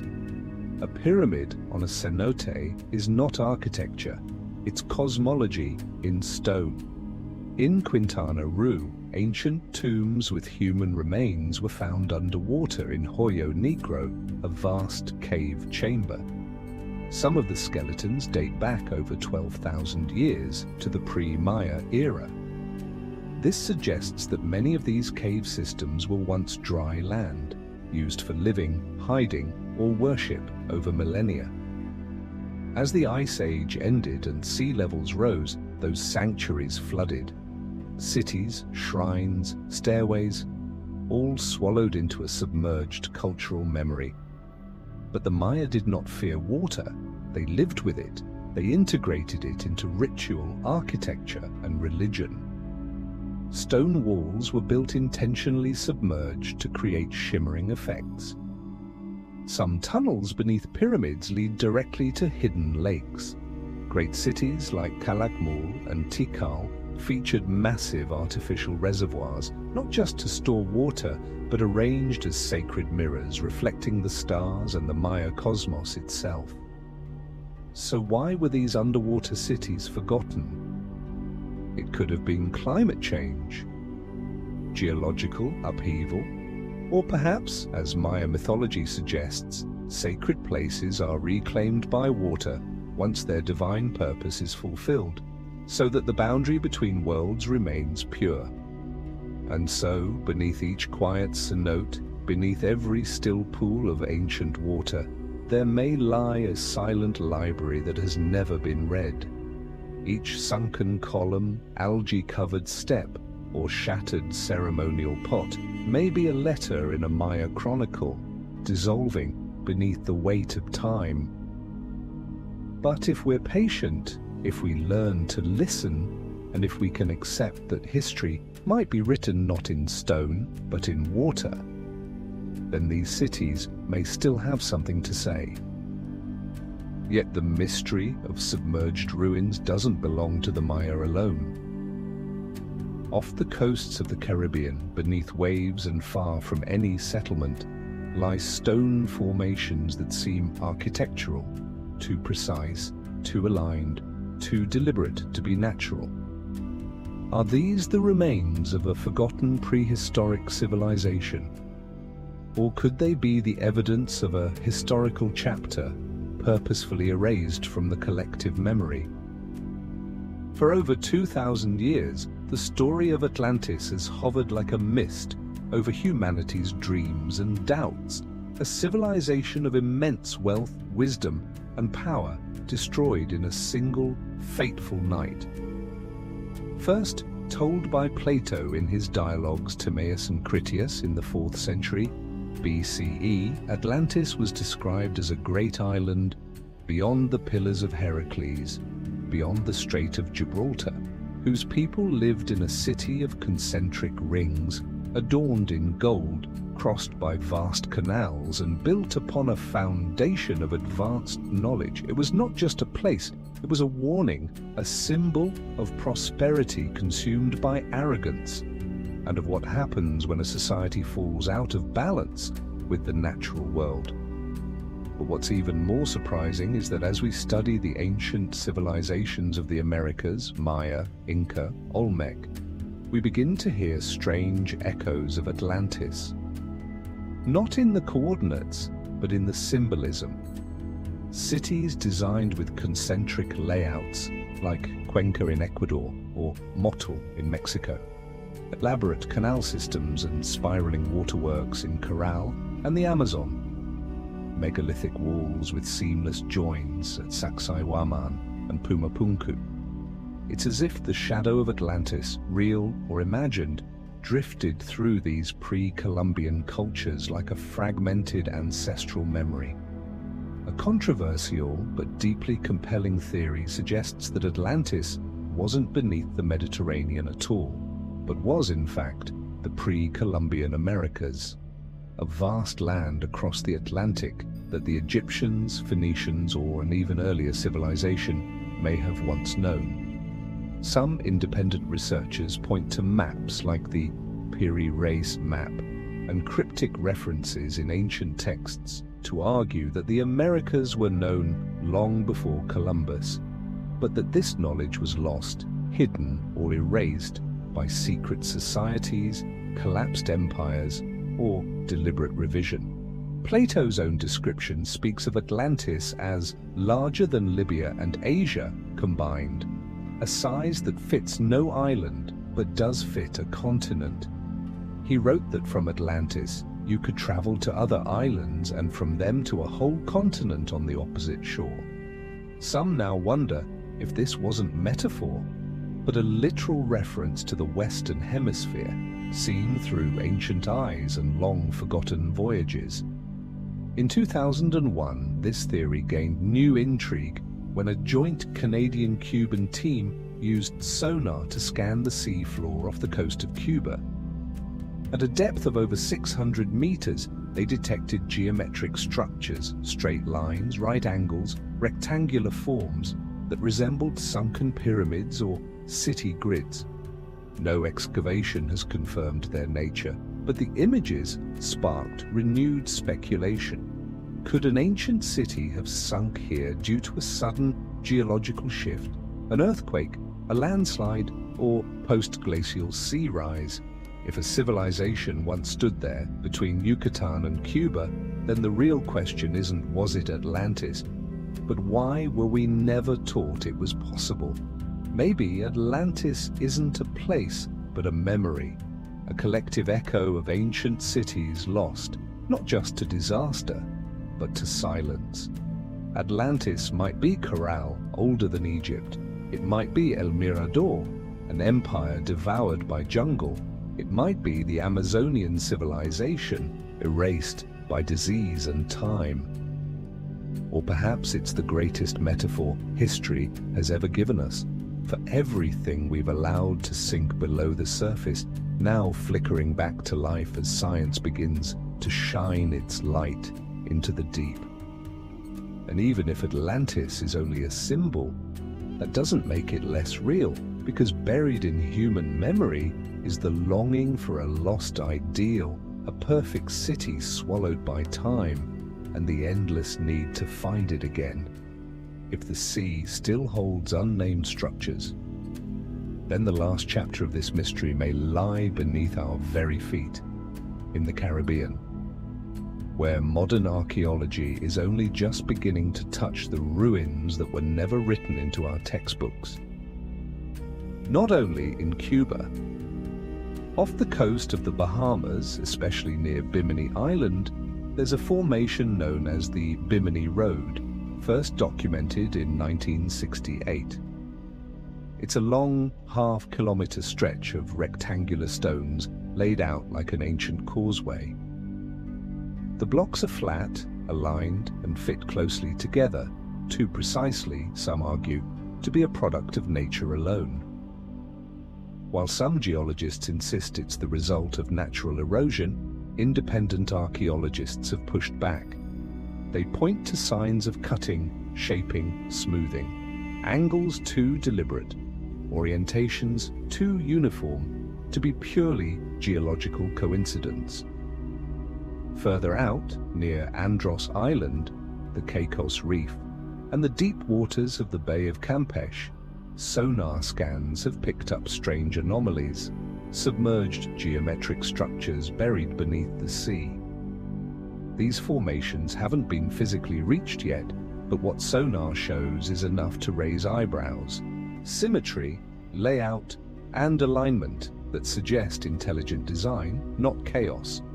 Could these be the remains of an ancient coastal network built before rising sea levels swallowed entire shorelines at the end of the last ice age? Some bolder hypotheses go further. They suggest the Caribbean Sea was once a cultural hub, connecting early civilizations across the Americas, Africa, and even parts of Europe. When continents were closer and ocean currents more favorable, ancient mariners may have crossed these waters, stopping at ceremonial ports, resting at sacred stations, or building cities that now lie drowned beneath rising tides. If so, these ruins don't just push back the timeline of history in the region, they expand our understanding of how far prehistoric civilizations could reach and how interconnected they may have been. But perhaps the most haunting part of this mystery is the silence that followed. After the initial reports, many deep-sea archaeological projects stalled, delayed, defunded, or quietly ignored. Some independent researchers believe there's a deep, unspoken hesitation in accepting that history might have started earlier, wider, and stranger than we've been taught. The idea of a nameless civilization, one that left no written records but may have left stones resting silently on the ocean floor, is still too radical for many to embrace. And if these submerged cities in the Caribbean are real, perhaps they aren't anomalies at all. Perhaps they are only the sunken edge of a much larger iceberg whose visible tip is the abandoned cities we've already found inland, the pyramids in the jungle, the megaliths on mountaintops, the earthen mounds across North America. Maybe, just maybe, the sea swallowed the same kinds of places we now struggle to explain on dry land. So we end this chapter with a wider view. If multiple civilizations once existed in parallel, could there have been a connection between them? Could the sunken cities, the mountaintop temples, the forest pyramids, and the animal-shaped mounds of the north have been more than isolated marvels? What if they were points in a vast mental map, a spiritual network, an architecture of consciousness that spanned continents and epochs? Not one civilization, but many. Connected not by empire, but by something deeper, a shared understanding of earth, sky, time, and the soul. And if such a network existed, its remnants may still be speaking, not through language, but through alignment, stone, silence, and the patient eyes of those willing to see. When we look into the past, what unsettles us isn't just what has been forgotten, it's what has always been there, right before our eyes, yet never truly seen. Time after time, a stone structure is uncovered with impossible precision. An artifact surfaces from a geological layer that defies its age. An ancient map reveals lands undiscovered until centuries later. Each one feels like an out-of-place puzzle piece, leftover fragments from a historical picture we may have framed far too early. And each time, the response is rarely curiosity or dialogue. More often, it's a long silence, or a quiet, dismissive frown. That can't be. Within the architecture of modern knowledge, some assumptions have become so foundational they're no longer questioned. And in that stability, contradictions get filed away, labeled as anomalies, outliers, things that don't quite matter. Discoveries that could reshape our understanding of civilization's beginnings are dismissed as unsupported, outside the system, or simply irrelevant. No grand conspiracy is needed. Sometimes the quiet comfort of keeping things in order is enough to keep the extraordinary from ever becoming part of the official story. Of course, not everyone in the academic world turns their back on the unknown, but many voices choose silence, not because the evidence isn't there, but because of what it might cost: reputation, funding, belonging. When truth becomes conditional on academic safety, then even truth itself struggles to be heard. That's why the question isn't who's hiding history, it's have we truly listened to what history has been trying to say? Because more often than not, the past isn't buried, it's just seen through eyes unwilling to change. And if what was once labeled fringe, odd, or irrelevant turns out to be the missing piece of a greater puzzle, then maybe it's time to look again. Not to rewrite history with anger, but to give it depth.